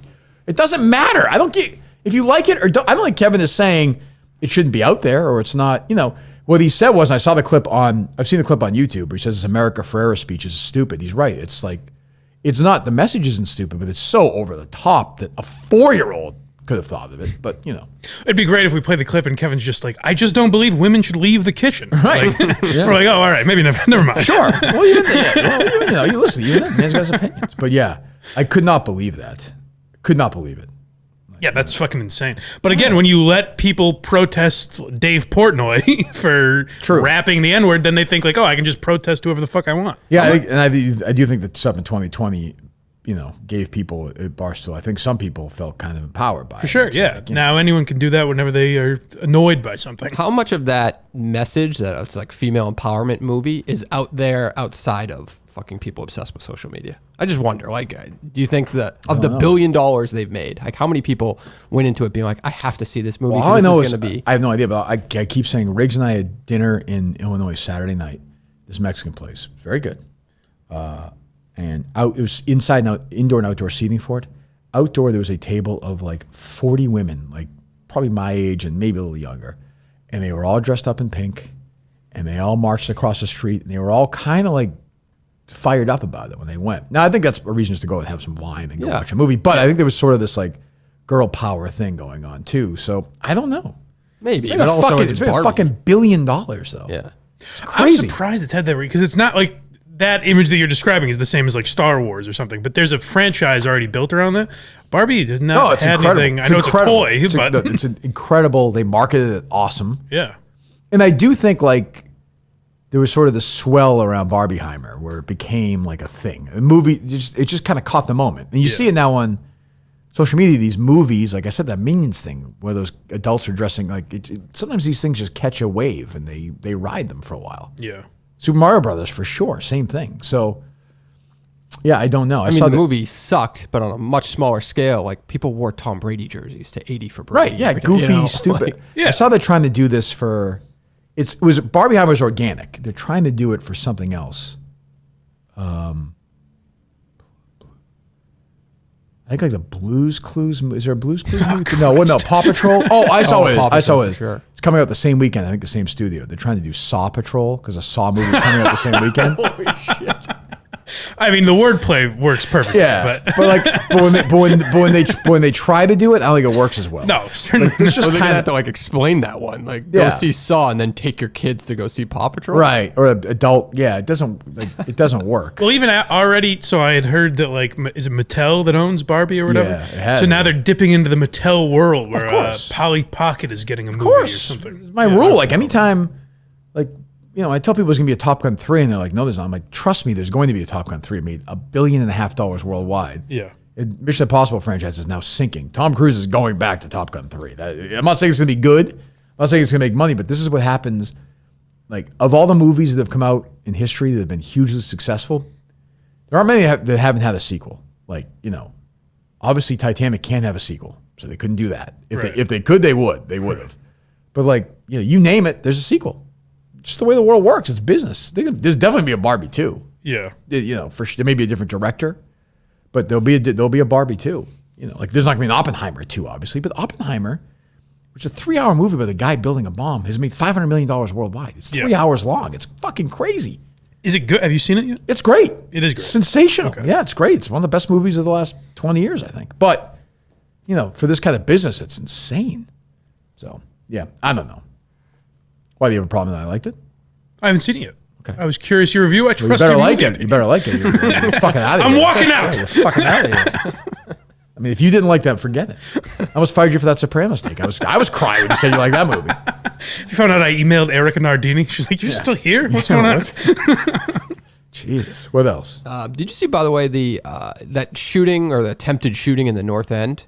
They're tying this in, like, it's gonna go to court, obviously, but they're saying that Mayor Wu and her administration during that court process has to release the enemies list. Well, he's on that list, right? I know, but what does that have to do with the shooting? Because he was shooting his who knows? competitor. Yeah, I didn't know, but that was everywhere over the last 24 hours. I didn't get the connection. I don't really to get that either. And she went on vacation, like, appointed an acting mayor? Yes, I'd never that heard unusual, of that. or- I feel like it makes sense, but I'd never heard of it before. I guess, but she can't just do it on the phone? I was gonna say maybe it always happens and it's just not announced or something. I guess, but I would think you'd make that public if you're doing it, though. I feel like even outside of, I know there's a lot of negativity on this show about Mayor Wu, but like, it really does feel like Boston is a shit show right now. Total shit Like, even show. just like dumb issues. Like, I think there's a shit ton of the pools for kids that are closed. So like, all these city kids can't go use any pool in the city of Boston. Like, that's a pretty big fucking deal, I would think. Yeah, I would agree. Yeah, I think, I mean, if you keep electing crazy people on one side or the other, things just eventually get fucked up. Yeah. And now we are at the point now where that city is fuck. I said the show a few weeks ago. It's like, you can say goodbye to Boston, kiss it goodbye, because it's never coming back. Makes you wonder if Clancy was right about women running things. It's true. He's onto something. True. It was the mayor. Who was the mayor before? Marty Walsh? His wife was running it. So yeah, there you go. Elizabeth Warren. Yeah, it's a good point. Yeah. Jill Biden, we know she's running the country at this point. She took a picture with drag queens the other day. It's not good. I stand with Kevin Clancy. Yes, damn right. What else? I was saying this Neo story is like, basically you just said what you guys said. If you let a 5-year-old kid, if you're giving him hormones at the age of 5, like, that's not normal. That's kind of a crazy thought. I have zero desire to discuss this story. Okay, yeah, I don't he care. apologized in a minute. Who did? This guy Neo. Neo. Yeah, he I don't said even know that- the story. I don't know. Yeah, so he says that I wasn't even on social. I was on social media none this weekend. What was going on? he goes and does an interview and basically just says like, I don't even know who this that world. is. He's a singer. Rapper. He's got a Oh, bunch of singer. hits. I thought it was a guy in. Isn't that Keanu Reeves' character or no? Yes, in the Matrix. Yes, Yeah. That's spelled what you differently, I talking believe. Yeah. So he No, goes, it's not Keanu's opinion. It's just Neo. He goes and does an interview, and he says that.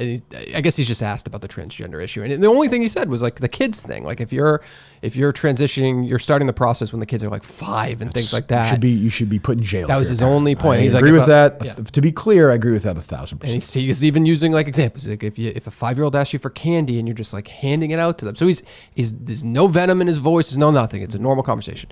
And he just gets... Why does anybody care what this fuck guy's opinion is anyway? Who's interviewing Well, this if you person? listen to the clip, then Tangway made a joke about it. It was a whole thing. I don't even get who's interviewing this person. It was Vlad TV, so I think it's somebody I who's hate got- that Oh, guy that guy, so that much. guy. It wasn't He's him, the worst though. interviewer. It wasn't him. It was a That female. guy, he did an interview with John Amos. Oh, really? Yeah, but- he has a lot of comedians. I've had to use his clips, Yeah, and I always set it up with bear with this guy. He's very busy. He's a very busy interviewer. Yeah. He is. I have the clip if you want. But Nah, either- it's okay. yeah, I won't yeah. get Michael upset. But either way, that they- triggers Mike way more than the 4-year-old getting there. It's not get him, cut though. off. Just Say Vlad. that. Yeah.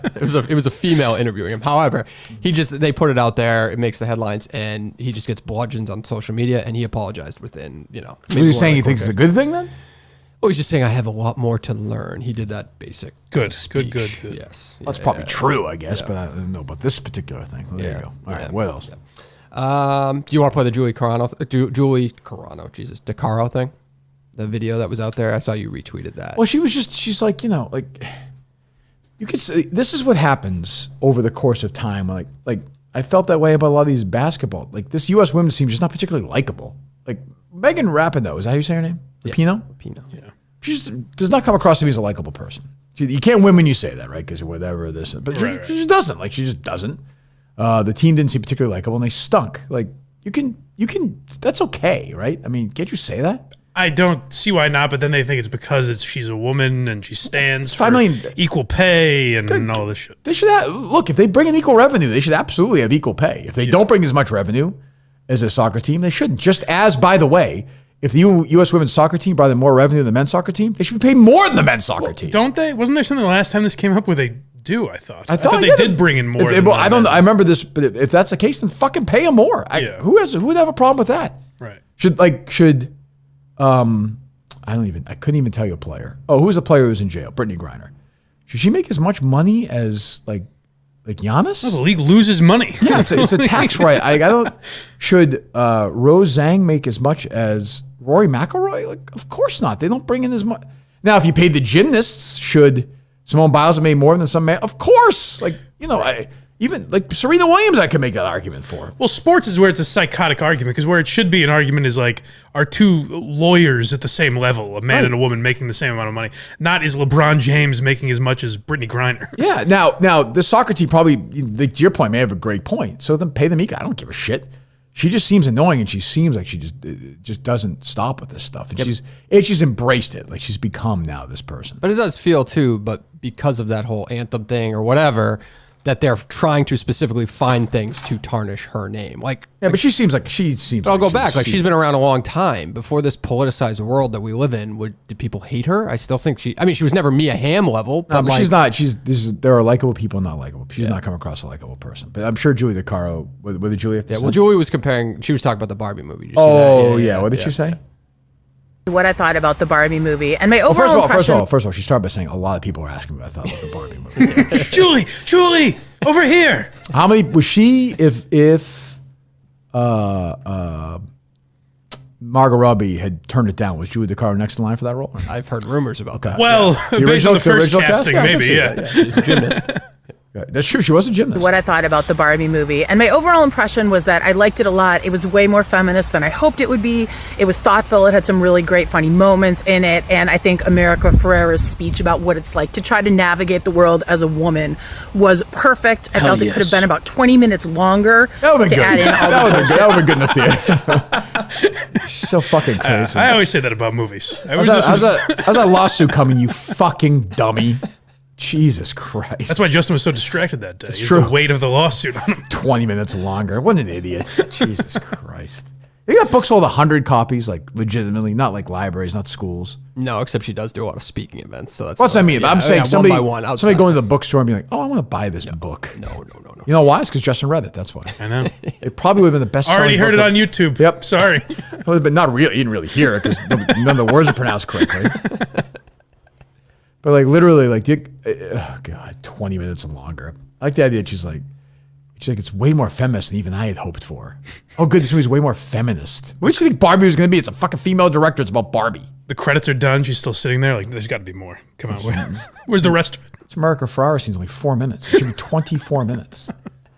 Oh, Jesus God. Yeah, she had a couple other clips. I guess somebody tweeted me and said at some point there is some like Supreme Court thing in there. I don't even In the know. movie. Yeah, I guess. I don't even know. Yeah, just comparing that. I Yeah. heard Ryan Gosling's very funny in that though.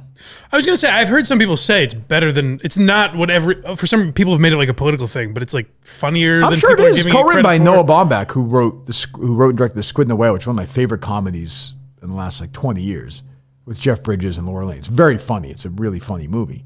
So like I don't doubt there's really funny stuff in it. And Ryan Gosling, I think, is a funny actor. Yeah, I'm glad he's in it because you need some fucking, some yeah, testosterone. I said to watch these women try and act all day. How they do that with their monthlies and such? Come on, ladies, hit your marks. Yeah, I mean, Jesus God, with all the tampons and that. Yeah, you can't do a movie like that. Jesus. But yeah, what else? This Jamie Foxx thing seems like a huge overreaction. No.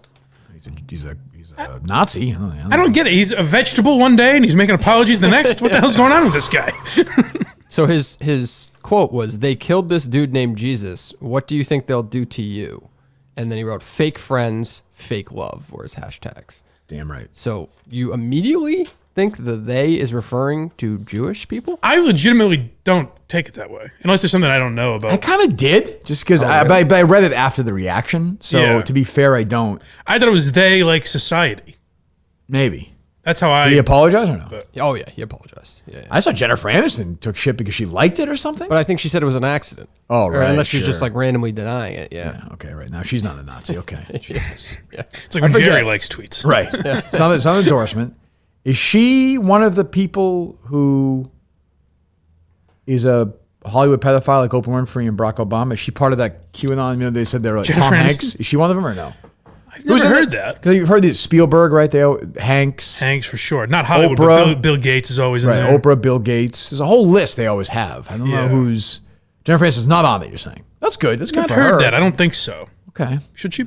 I don't know. I have no idea. She's a Nazi, so I mean, who the hell knows? And they loved kids. They were little, they were perverts. Huh. What else?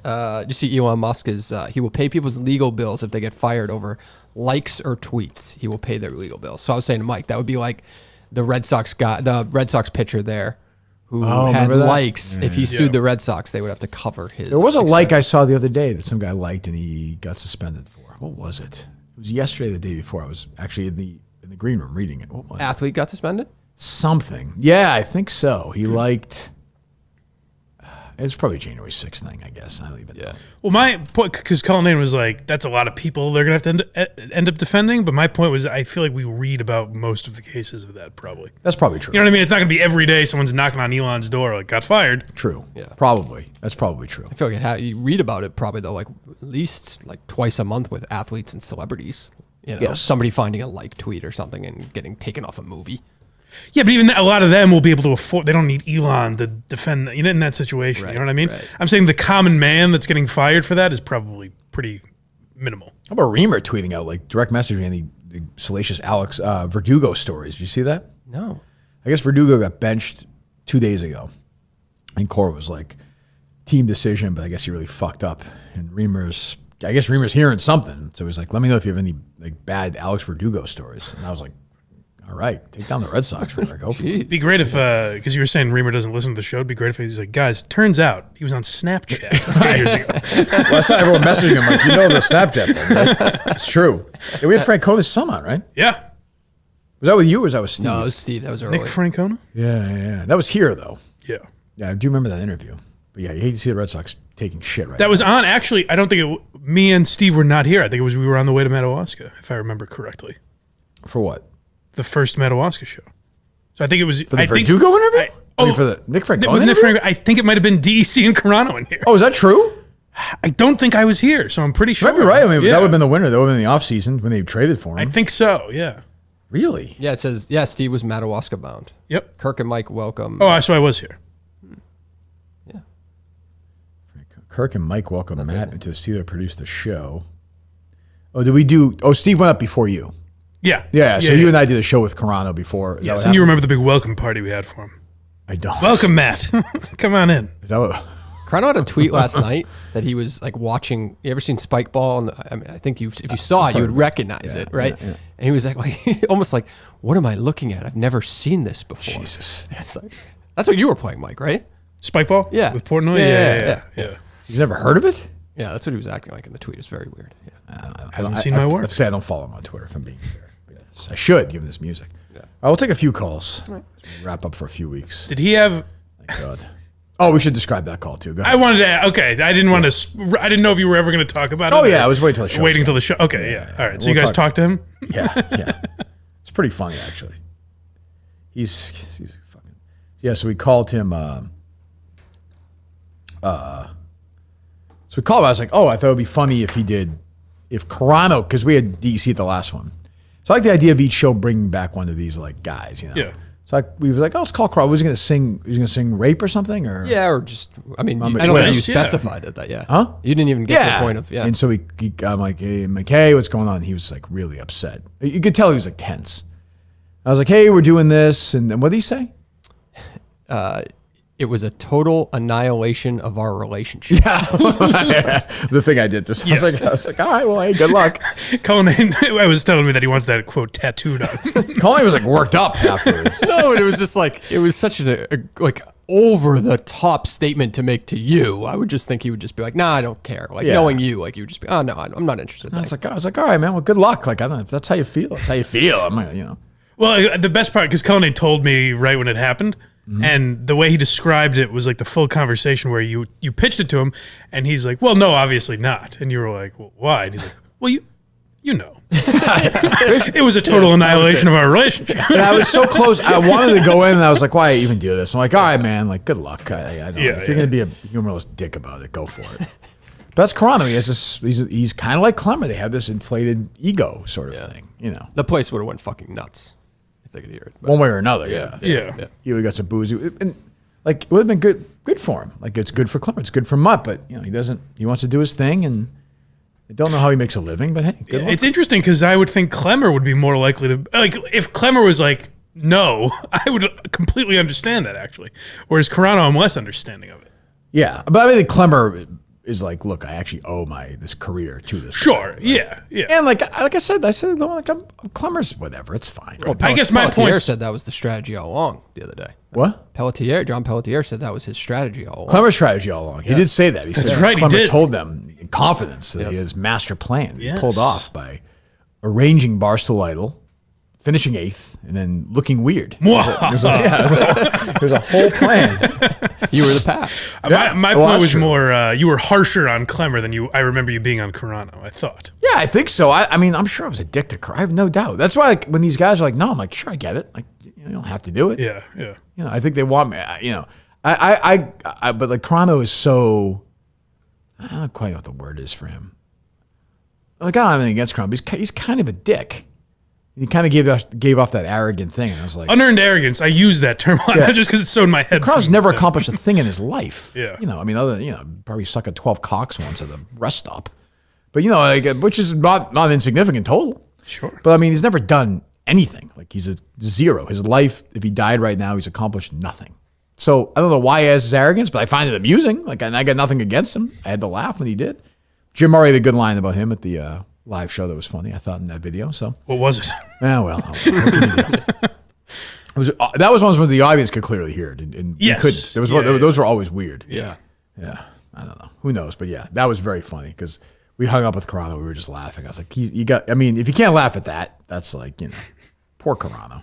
Yeah, I think Conan told me out of just like needing someone to tell. He's like, I don't know who else is going to understand this, but yeah, I mean, I had, like I said, I like, you know, I'm not gonna sit there and beg Carano to sing a song. It's right. Like, you don't want to do it, you know, totally fine. Right. And I do think he's one of the few people who actually just like completely removed himself from it. Yeah. Like, I don't think he listens. Probably, he probably doesn't do anything. Probably not. So good for him, you know. But I remember a thing. I was like, this guy produced Jerry's show. Yeah, I forget about Jerry's that. producer. No, we did. We did ask Clemmer about it. We saw him, and Clemmer was like, "Oh yeah, he called me right away." Oh yeah. That's true. Yeah. He's probably so proud of himself. Yeah. I said no. I wonder if he looks down at Clemmer now, like, "Oh, you've sold your soul." I would think so. I wonder if Carano does think less of Clemmer because he's like a Barstool guy. Well, he did help film that day. Oh, that's true. Yeah, so he was around Frank the Tank. That's true. Yeah. That's true. All right, load up. Load up. All right, let's go. Hello. Just want to say thank you again for another outstanding event, Kirk. Just amazing. Well, I as appreciate always. it, Tim. Thank you very much. It's good to see you there, buddy. Yeah, it was awesome. I do have 2 questions, if I may. Sure. So when Mike, when you refer to those people on the right, are you no longer that conservative persona you were on that podcast in your early days? What was the name of that? Like Mr. Wake Up America or some shit? Wait, what are we talking about? What was it? What was it, Tim? Talk about you, Mike. Remember, No, I'm Mike, asking what remember you had podcast like this conservative persona? For what podcast? What podcast are you talking about? I don't know what you're talking about. What podcast? It might have been early on in the Blind Mike pods, or maybe it was your final days at Westfield State. What was it called, Tim? I heard you say the name. What? I just missed what you said. He wasn't Dirty Mike and the Boys, but there was like a Mr. Wake Up America persona you had for a while. Maybe it was just your online Twitter profile. Yeah, you're like a right. But it's like more cancel call, like people getting fired for shit. So you can't go once you But go I know, I can't believe you knew what that was. You go up to the right. Tim Tim's gets the all only worked person up. in America that remembers that knows I had that Twitter account. You go off to the right. He gets very worked up. No, very Tim, worked up. when I talk about cancel culture, that's the same thing. I couldn't give 2 shits about the soccer or anything, and I'm with you. I think it's ridiculous to start booing the national. Tim's the only guy with this accent that would call someone and go, "What do you mean, you people?" Yes. And Kirk, Yeah. just a suggestion. You graciously offered up for those of us that were fortunate enough to be down close that you'll have some sort of small venue. Class. Can I give a suggestion that in lieu of that, you just put Dave in a stockade and we get to throw shit at him for like a half hour? That's fine. I have no problem. Dunk tank. That's fine by me. Yeah, we could do both at the same time. We'll make that the show. Were there any stories from the cornhole tournament? Thanks so much. Have a great day. Shut up, Mike. Oh, I was curious. Well, Steve finished second. I wanted to know who his we heard all competition about that. was. Steve, who sat there and used to cry with these Minifans and now playing cornhole with them and telling jokes on Twitter. Does Steve What a finish fall from grace. second in every competition he enters? Even the ones he doesn't. like in his contract? Yeah. Steve even lies. He lies about them. He doesn't even win. It's how low he thinks of himself. He can't win his fantasies. Reports were that he was taking that tournament very seriously. Well, he Like he texted brought me- a ringer or something like that. He texted me the day of the show. Let me see if I can find it.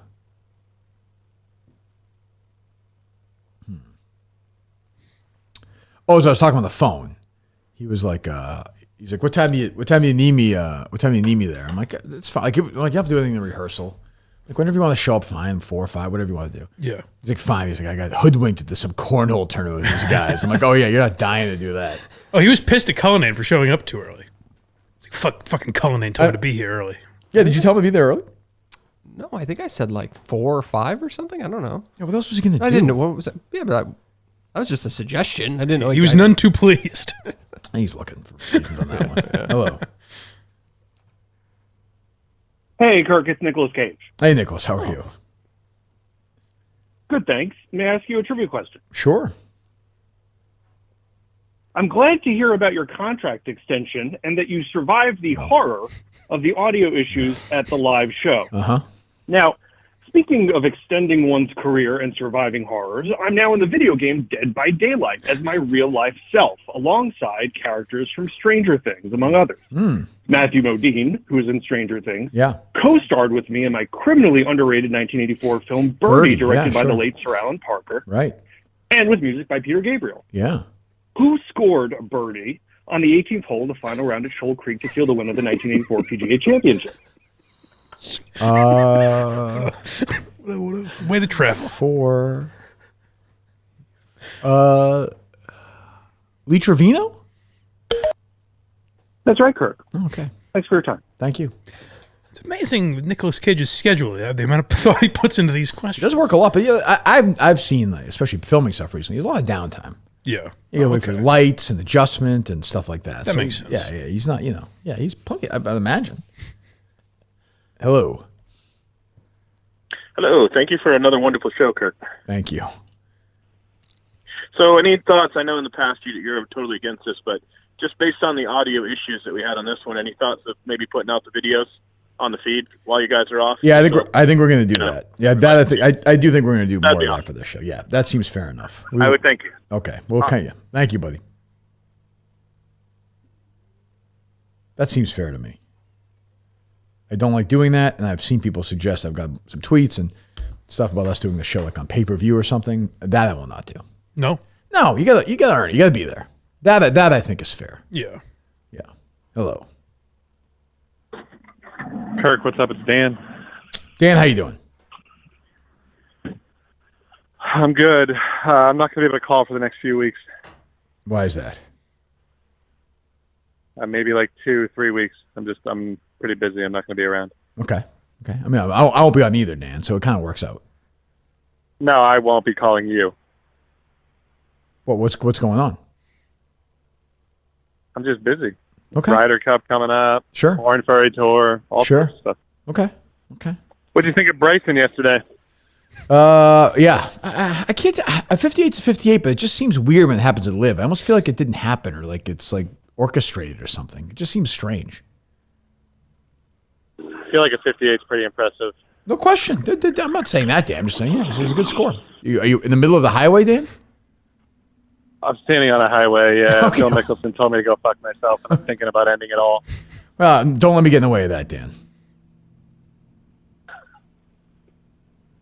Goodbye, Dan. Bye. I don't know if Dan fleshed this one out. I think Dan's like, oh shit, he's not gonna be out for 2 weeks. I better call. Hey, load up, Dave. Load up. Hello. Hey, Kirk, this is a Coney County coroner, Carl Addis. Hey, Carl. I was wondering when you were going to apologize to me, because, say it with me, Carl was right. Hold on. Nothing suspicious. Well, My guy, Kevin, is clean as a whistle. I don't, Carl. I don't think you said that he was clean as a whistle, Carl. You're getting. How's the Carl? You got a little bit of trouble a year or so ago for maybe being inappropriate in your office. Has that been handled or no? Look, Kirk, some people like living women. I'm surrounded by dead ones. You take what you can get in my line of work. I don't think that was the Were accusation. those the charges? I don't think that was. I think the person was alive, as I recall, Carl. But yeah. Thank you, Carl.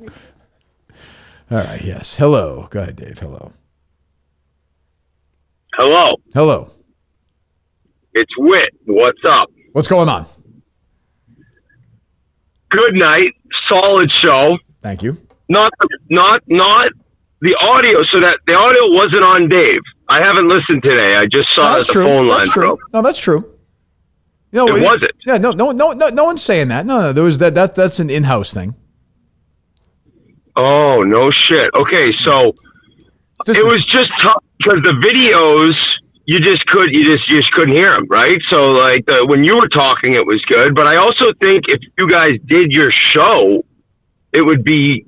I don't know if I'd say it'd be better, but it'd be really good. Like if you did a pod live, you know what I'm saying, as opposed to like everything. The Chiclets method. Yeah, well, that's how we do. We do those smaller ones. I mean, if you've been to Portland or the Wilbur, when everything the sound is great, it's great. I mean, you saw the crowd. I mean, I hear what you're saying, but for the bigger ones, I don't want to do it like that. You need good topics, and Clown Boy, he's not going to bring those. No, that's true. And let me That's tell you, for sure, yeah. to Steve, like I've never seen a person. It was like seeing like I don't even know how. It was like if somebody saw their son winning the Stanley Cup as everyone's screaming, "Fuck you!"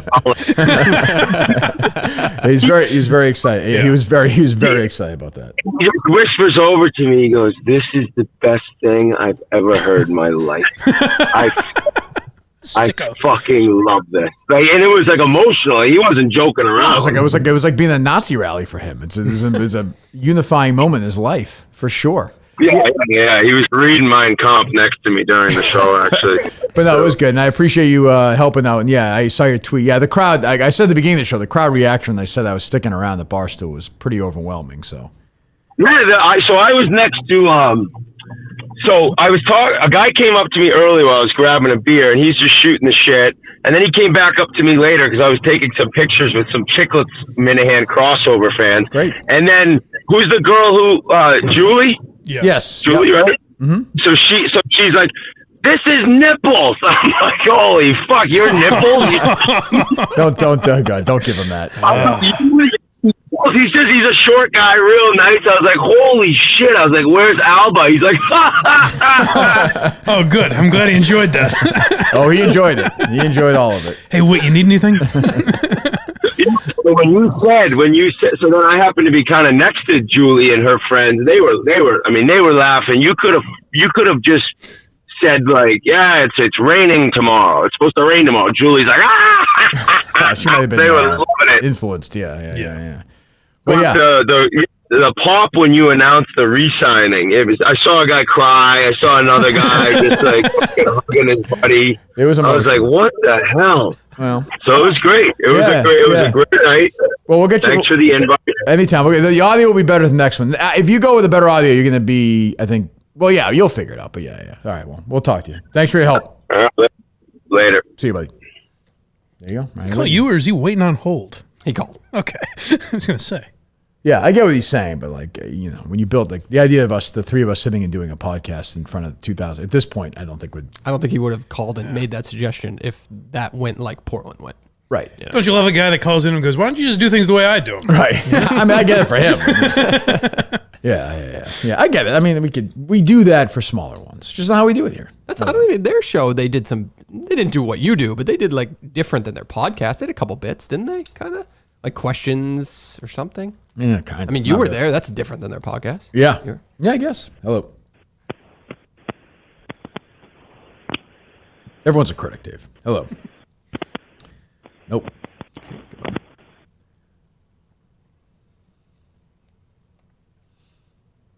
Hello. Hello. Hello. Hello. Hello.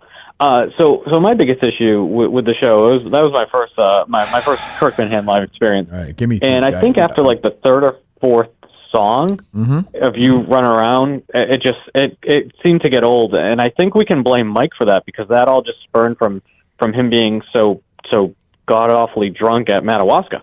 Right, that's fair. I didn't think it was Is that way. right? That's right is the response. I didn't think of it that way. That's a good point. That's a good point.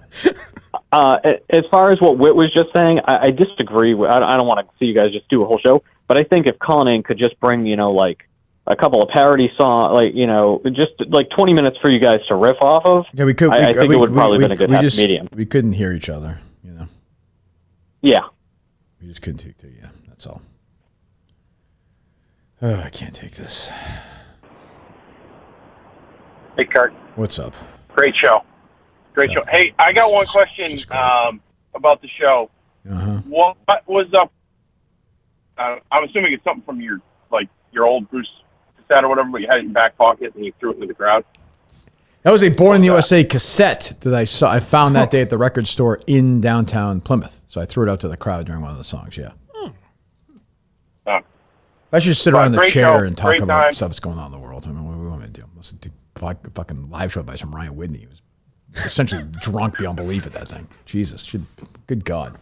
And this guy, I don't like the songs. It seems like the crowd likes the songs to me. I don't know. I thought so. No Exit 4 is great. Hello. Hey, I have a question for Mike. Yeah, he's here. BlindMike.net, of course, by the way, which we've not talked about today. Yes. Go ahead. Mike, I met a girl from Waltham and was wondering if you had any date spot suggestions besides like the brewery out there. First, it's called Waltham. Moody Street. Tempo's a nice place. Some Cuban place, I forget the name, but Moody Street in general is nice. Thank you, sir. There's also an assault committed by a man that looked a lot like me, and I'm here to assure everyone I did see that. It was not me. All right? Mike ate one. I think you ate one time at Bentley, right? Did you have a box dinner one night at Bentley or no? That's what I call it. That's what me and the boys How was the call food there, dude? Should have brought that kid out the other night, your son. Hello. What's up, boys? What's up? Hey, I know you always keep I was at the show Saturday. I'm deaf anyway, so I was having a hard time hearing stuff. Yeah. Will you release that stuff? Just talk to the him. The Dan video I heard was hysterical. We just talk to him. I'm not going to repeat stories. Oh, God. Hello. Why am I doing this to myself? Hello.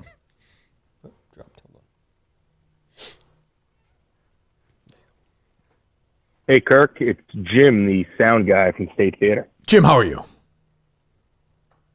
I just want to ask Dave if he misses me yet. From the State Theater, yeah, I do miss you. I never had a problem with you. No, nobody had a problem with you, Jim. You were the one with the You're just a baby. You're a pussy boy. couldn't do it without me. It's true. That's a good point. We're not the will, but could use See you next March. Look, if State Theater is good with us, I'd go back there next March in 2 seconds. I'll reach out to them today. Yeah. I don't want to put tickets on sale or anything, but let's just see if there are a couple of dates. How's that? There's something different about Portland too, the area, or did you get a vibe on that? Like it just felt like a better situation for everybody versus Plymouth. I don't know why. Maybe. I don't. Yeah, it could be. Yeah, I don't know. It could definitely be. Hello, Kirk. John Sears from the Keg House. How you doing? John, how are you? I'm doing well. I want to know bigger mess-ups in history. Steve Sanders trying to break into the high school and change his grades on the computer. Right. Steve Sanders, me setting up Sanders to go into Professor Randall's. That was bad. Try to steal a baseball, or the overall effort of one David Cullinane on Friday and Saturday. Yeah, it was not Colleen's best weekend. He's had some bad ones. I will say it was not Colleen's best work. When I first saw that screen, I was in shock. I kept saying the Michael Scott episode because it's true. With Jan. Have you seen that one? The dinner party episode where he has a little TV? Check out my new plasma. That's what it felt like. I was like, is this real? That's funny because I kept thinking of a Michael Scott quote as well. He could not hear, see, or speak. He had no arms or legs. This is how he saved a nation. Right. Then what happened to the other screen you were going to bring in? They deemed it a safety hazard. Okay, because Steve told me it was the same size as the other one, though. No, it was double the size. Okay. Yeah. Safety Put both of them together. That's true. You're twice the size. Yeah. Hello. Hello. Yes. Why all the hate on Dave? What's up?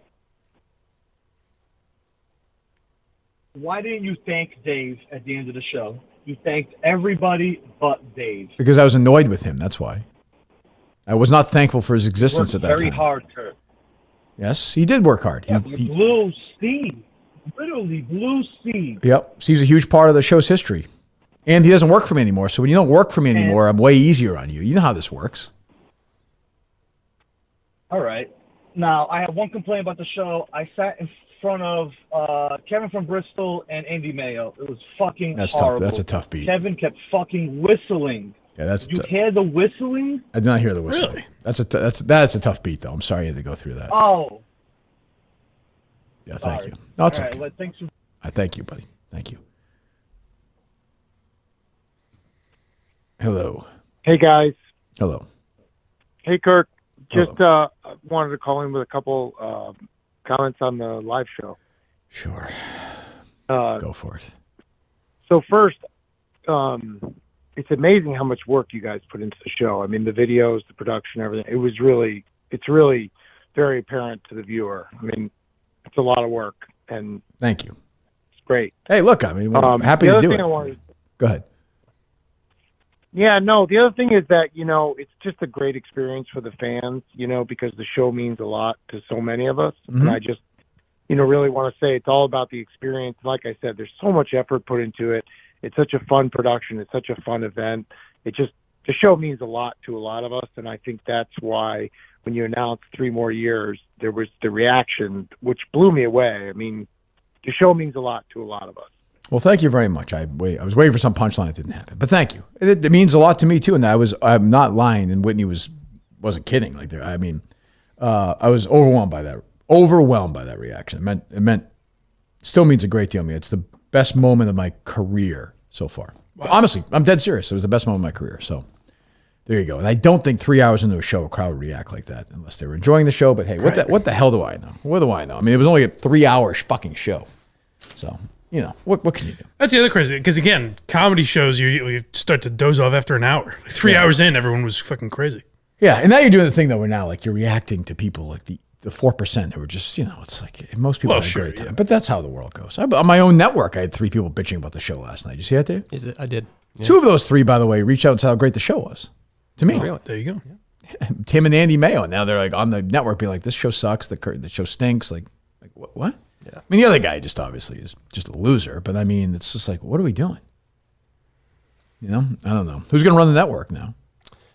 We're going to have to hear we're going to see who comes forward and wants to run it. I don't know. Yeah. But the guy we hired. Did you see Joe there? Joe was out and about. I did see her. Yeah, she seemed very nice. Yep. Personality of a fucking, broken pen cap, but still, nice person. No? I think I met her husband too that night. Yes. Friday night? Yeah. You seem younger than her, no? He did. A little bit, yeah. Cougar. Yeah, a little bit. Yeah. Freddie Cougar. Hello. Kirky. Yes. 22nd time, long time. How are you, pal? Congratulations. Good, thank you. Yeah. Hey, I was at the live show the other day. Is Dave Cullinane still with the company, or has he been bugged? I think Dave got, would you say he got demoted, Mike, today? I don't think it's a demotion because it's not in his job description, right? Does it feel like a demotion, Dave? I imagine it feels like yes. You're upset by it. Yeah, but having less responsibility Kirk, and the same amount of pay. Kirk, Go ahead. Your mic is cutting out. I can't hear you. How dare you? Kirk. All right, shut up. Goodbye, you idiot. That was funny when Steve did that. That was funny. I'll give him that. That Steve laugh is 1 in a million. He had a couple in the green room. Yeah, he did. Like, oh, Jesus. At one point, David, they come in, it's like, these fucking guys, like, shut up. People can hear you outside. For some reason, Mutt's voice just projected. Because he's not a human being. That's why. He fucking screams the whole time. I actually missed a call from him, too. All right, go ahead. Call him up. I'm going to call. Busy on that vacation is. He's like, hey, you know what you should have done, Kirk? Yeah. He doesn't want to talk about this because this is the only moment in his life. He just want to talk about his dancing. Nobody cares about it anymore. Everyone's moved on. Everyone. I care. 4 seconds of a 3-hour show, literally.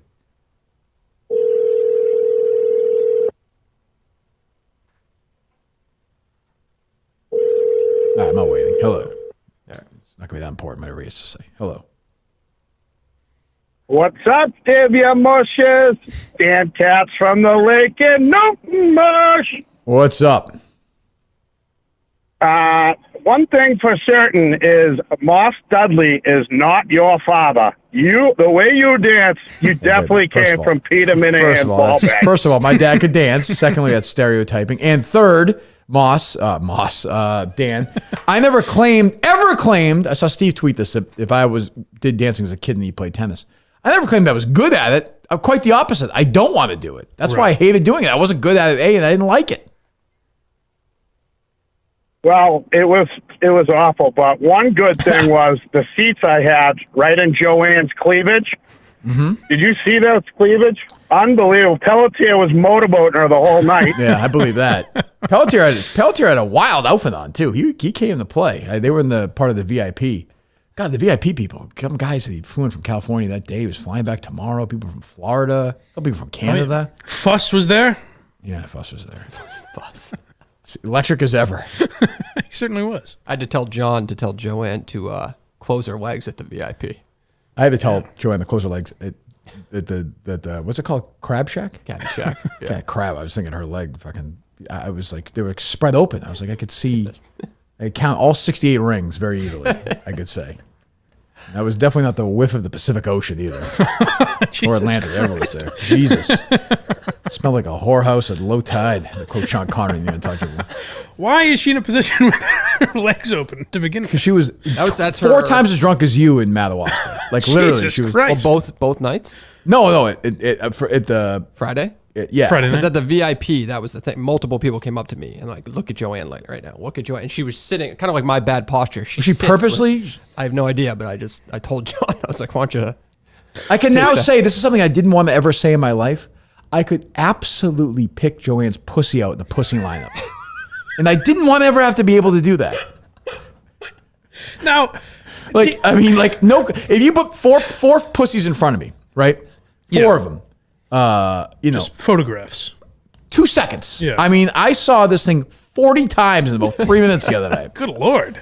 And then she came running up to me and she was like, her hands were all over the place. And I was like, she has like the, it's not the same as Rolling Stones. But remember how Tony's sister had the Rolling Stone tattoo on her tit? Yes. Janice, she had the tattoo like that. Really? And she was like, I was like, geez, titty tattoo, Joanne, nice. And then she's like, yeah, I got another one here from my husband. And I was like, oh, is it one of the dead ones? She's like, ah! She's like flopping all over me. I was like, oh my God. Are these two swingers or something? Because my understanding is... I think they're I think she bangs anything. And Pelletier has a thing where she'll do a joke and like be crazy, and Pelletier just crosses his arms and shakes his. It's like a sitcom. Like, what am I going to do? What am I going to do with her? was like, you have to live your whole life with He's this tied up in the lampshades, as Brian Regan said. What you say? Yeah, your understanding is what? The part I forgot about in the story with the female Minifan is that Joanne assured this female, like, you won't be disappointed. Oh, I have no doubt about that. Yeah. No doubt about that. Is it your perception that really zeroes in on these things, or do people evolve into the characters you create? I don't like to think about stuff like that. Because the idea of John Pelletier as a coxman never crossed my mind until this weekend. You can see it though when you talk to him. He's very confident. I guess so. Yeah, I mean, to me, it's like Michael Scott said, or like Braveheart. He's first rights. Like this is not a debate. If he chooses you, you've been chosen. Like, Wow. It's Splitsville, baby. Get going. Now, I will say Joanne's, and it's probably because of Pelletier. I mean, you could have fit that theater in there. Yeah. But probably not the projector anyway. Probably not before. She probably buried both of her husbands in there. I'm guessing. Hello. 3 more years. 3 more years. 3 more years. I don't know about that. Thank you, Kirk. Enjoy your vacation. We had a great time. Awesome. Enjoy. I think Justin cheered the loudest during that chant. Great. So loyal till I ask for another job offer, and he's like, "Yeah, I don't think so." That's a form of loyalty, though, I would say. I will say J-Rock was scouting those dancers. Okay, I don't know about that. I think they were a little young. I didn't see them. No, scouting. I didn't say. I'm just saying he's got an eye for the future. That's Right, all. okay, yeah. In case Big Cat ever needs a fleet of dancers or something. Yes. No. Yeah, Right. okay. Yeah. No. Jeez, you guys are fucking disgusting. Gotcha. No. God, no. No, he offered them to bring him to get ice cream because kids like ice cream. Yeah. No big deal. In the back of his truck. You ladies ever done pole dancing? Yeah, right. Hello. Those dance moms are real life, Kirk, though. it's Joanne's pussy. Hello, Joanne's pussy. How are you? I'm doing great. Are you on Twitter Excellent yet? show. I loved it. Thank you very much, Joanne's pussy. I could barely hear the audio. Is there a chance you guys might release some of the videos on Twitter? Joanne's pussy. We've been very clear about this. We're going to release some of it, Joanne's pussy. I promise. Okay. Thanks, Kirk. God bless you, and I love you. Bye-bye. Thanks, JP. What was I saying? You said the before dance moms were no joke? It's like it is kind of like those TV shows. Like Whatever you need, Kirk. Make as many pussy jokes as you want. Yeah. They seem some of those moms seem very intense, Dave. Yeah. Oh yeah, but that was a big spot for the kids, though. Yeah, they did great. Yeah. Yeah. No. Again, I would like to at some point if we can help them out, whether raising something, right? Yeah, I mean, they always have like trips to Florida, to Disney World to compete and stuff like that. So maybe we can help them somewhere. Yeah. Justin said they'll take them all the kids to lunch at Grill in the Hill. Again, I don't know. He offered what? He offered to take what? Why is that? I just don't think it was supervised. I'm sure. The parents will be there. Yeah, that lunch is supervised. Nap time is unsupervised. Okay, that's. I don't see. Unfortunately, where the most damage is done in many cases. I don't know. There was that line, right? In Mutt's portion of that video where he's scouting the 3-year-olds right before they came out. It's like, I'm scouting the 3-year-old. Horses, that is. And that's literally how he said it, too. Oh, people had heard it, Dave. You know? It's true. What can you do? According to Whitney, though, we 3 of us should sit around and say, what's next, Dave? That'd be fun. And then I could go, what? What's everyone saying? We should have just done that. Hello. Turkey. What's up? Will Dave take any requests for when you guys re-release some of those videos? Because I just have one. Requests. We're going to be gone for 14 days. We'll do one a day. Oh, wow. The video, Dave, where Kirk walks out of the dentist's office and you get all the Band-Aids on his faces. Do you remember that one, Dave? Yeah, that made the final cut? Yes. What? That doesn't make any sense. I didn't have any Band-Aids when I was walking. Well, the funny... Go ahead. The funniest part about that was it showed you, Kirk, giving him a thumbs up and asking him if he was good to go, and then you walked. Oh, is that true? Coming quick? Is that true? I guess yeah. I thought we watched all them back. We didn't notice. Who knows? I'm sure you're right, caller. I'm sure you're right. That's very funny. I mean, stuff like that I think is funny, so it doesn't really like. When I was walking into the video of me walking into the Lakeview place, you can see Colleen for a second. In the mirror, But I don't mind that stuff. Like it's not going to be. I don't want it to look super professional in a way, you know. Well, like when you were eating my ass, like the blur was like such a weird. Right. Yeah. Right. Wait a minute. Right. I missed a lot of this show. That was the Jesus Krabus. So the Christ. Krabus video was. Yeah, you didn't even hear it. So the Krabus video was essentially Hold on, calls. We'll get to you. The premise of the video I sent Carabas, the idea was Jared didn't just teach me about podcasting. He taught me about everything. Okay. So it's like, you see the Aaron Andrews part, or? I know. All I heard was him introduce the song. So like Aaron Andrews, a picture is up there. He's like, what do you think of her? I'm like, she's all right. I don't really think of, whatever. He's like, nope, it's not going to be, you need hot takes. That's very What do you funny. think? So we did that. And then there's a video of him This is a good show. Yeah, that's Wish what I I'm was saying. there. That's what I'm saying. That one, I don't know if we'll release that one or not, the Carabas one. I don't know if I need that shit in my life. He requested it. He wanted to see the final product. He requested me too. We'll send it to him. And then it's like he's like shitting all over the Red Sox and stuff. It's funny. And then there's a video of him being, yep, nope, put your head up that way. And it's me, I'm eating Dave's ass out. Which is funny.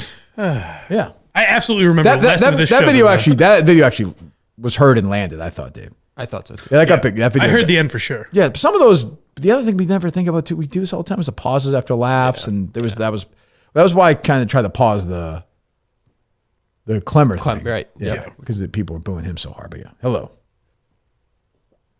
Hey there, I just had a quick question for Dave, if possible. Sure.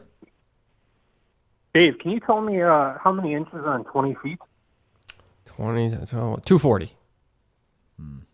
Right? Damn, good job. Oh, okay, that was a nicely done. That was some kind of, I don't know. Yeah, 240 these nuts. Yeah, something like that. Yeah. I know we sold more than 240 Cokes. That I can confirm. Nice. Hello.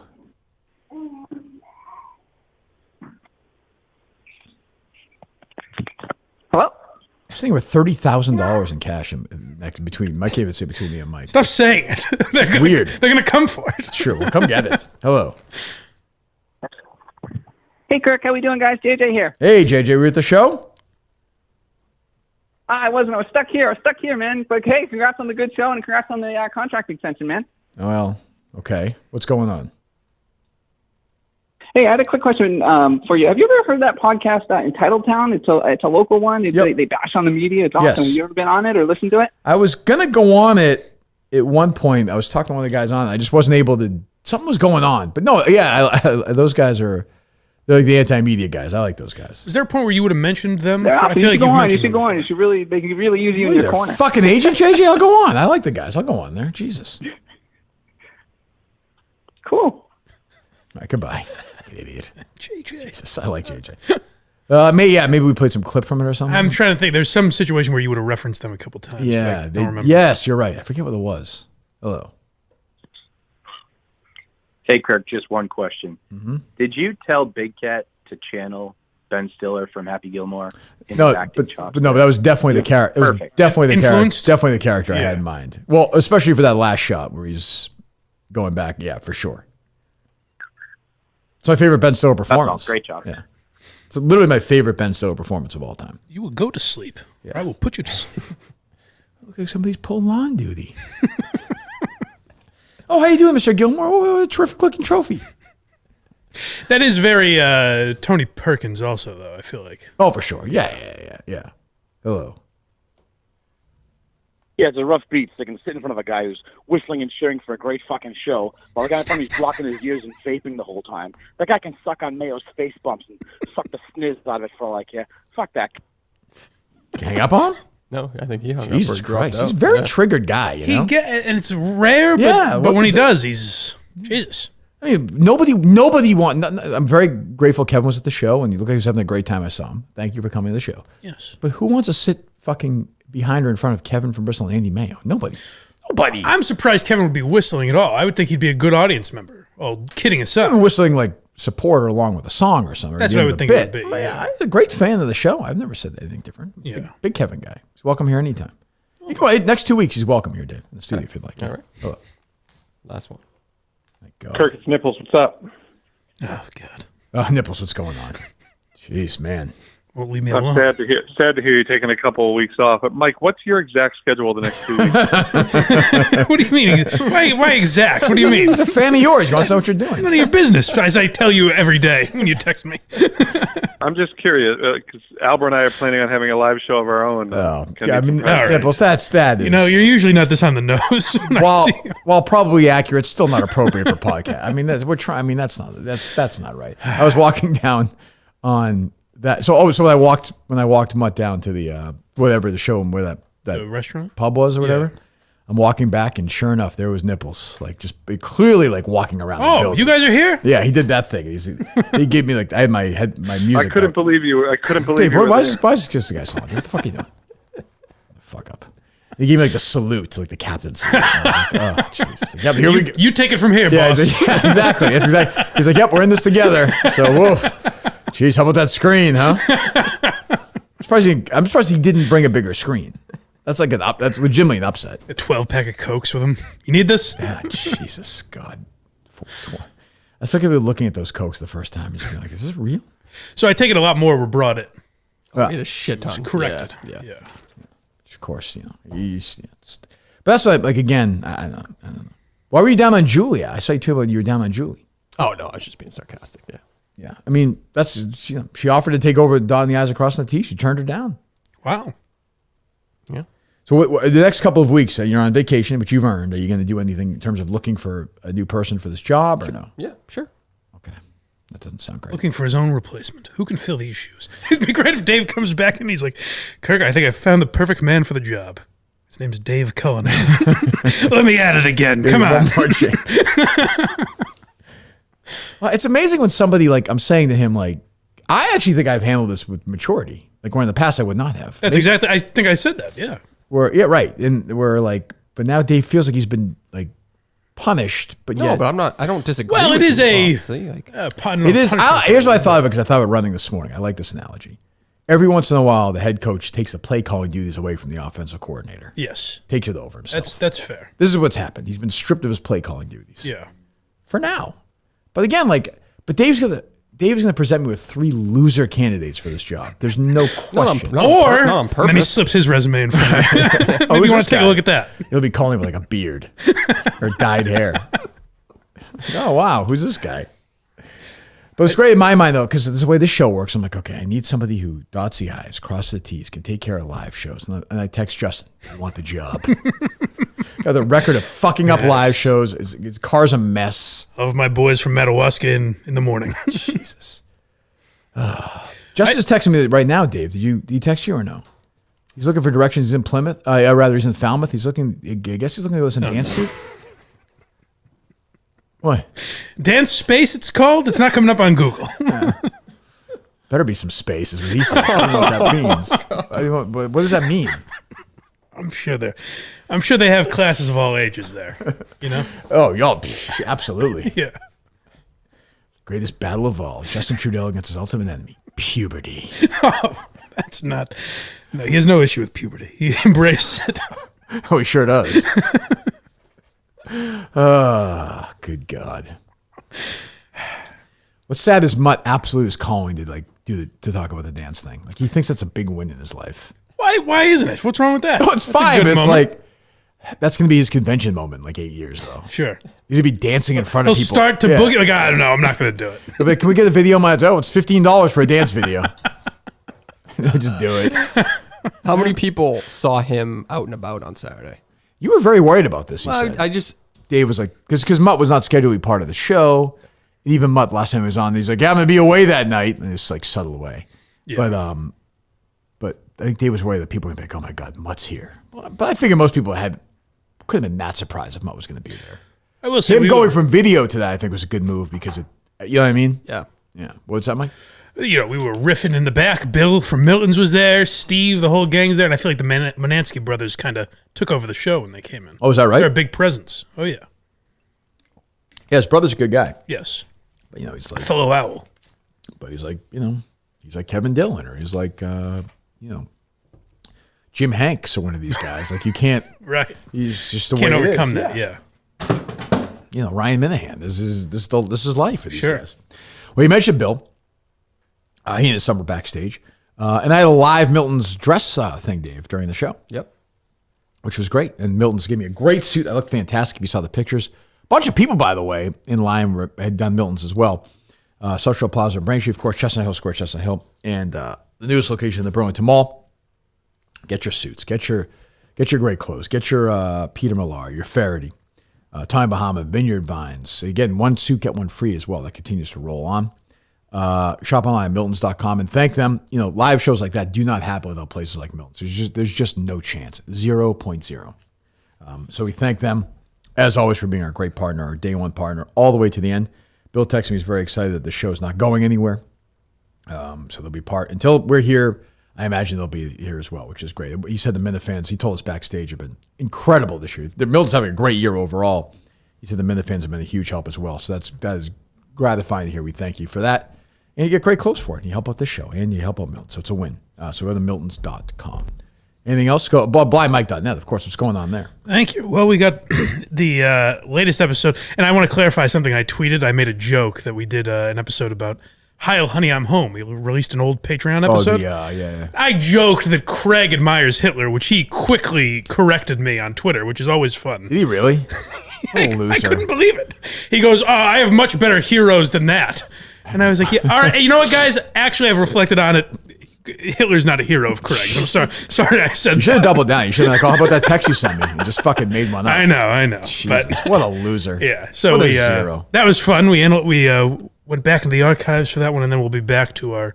we've also got Pee Wee Herman, Why Are You Laughing, coming out, as well as my feud with Tom Myers rages on. A lot going on, Jesus. Yes. Well, go to blindmike.net and subscribe, please. I heard people in the audience are very well aware of it the other night, so thank you. Go subscribe. I want to get to at least 750 by the end of the month. That's the goal, people. 750 good. Let's do that. Blindmike.net by the end of the month. 750 people. Anything else from you, Dave? No, I don't think so. I think we're good. You reflective? Yes. What have you learned? I learned a lot of things to do differently at the next live event that I will help somebody else execute. Okay. Yes. Like what? What are a couple lessons you learned? When a vendor kind of recommends things, I need to double down and check those things and make sure they fit what our structure is, not necessarily just because every event that goes there uses this or whatever. Like shit like that, I don't... like that, yep. Yeah, I don't love that I trust it, I guess. Yeah. Yeah, always verify. You believed in the Levitt standard, and that let you down. That's true. They had a 15-piece band, they kept saying. Yeah. Which I'm sure that probably... sounded fine, I guess, because I think the music part of it sounded okay. And I think they have their own guy too. And they must have a touring their guy. own stuff, which we're not going to have. So, but yeah, it's hard. I don't know if we go to live shows, but even then, like to your point, we go to a live show, we go see I Love It. Well, if it's a different sound guy, it doesn't do us any good. Right, for that, but to go to like the UFC thing, we would have seen the exact setup of like the screen and shit like that they use at all theirs, and we would have said that's not going to work for us. Correct. You know. That's true. Well, live and learn. That's all I can do. I think the story of the whole day is my remarkable restraint as I ease into middle age.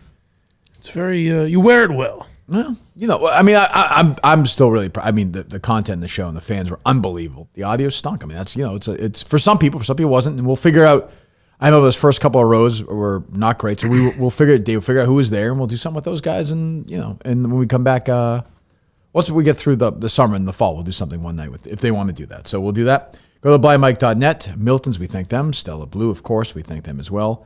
We will talk to you, I'm going to guess 2 weeks from today. I am saying good, like you will not see me on social media. I am a ghost for the next 2 weeks. So go subscribe to Mike. Go listen to him. He's got plenty of content for you. And we'll be doing, we'll drop some of those videos, Dave. Okay. Just let me know which ones you're thinking of, and then we'll go from there. You doing golf gambling on Wednesday? I am not doing golf. I haven't told Riggs this yet. No golf gambling next 2 weeks either. Okay. I am goodbye for the next 2 weeks. I don't want to deal with anything. Yeah, I mean, do you think Riggs will care or no? No, I don't think so. No, he's with his picks. I mean, Jesus God. That's the spirit. All right. 2 weeks from today, I'm going to assume we'll all be back here. If not, we'll keep you updated on that. Goodbye.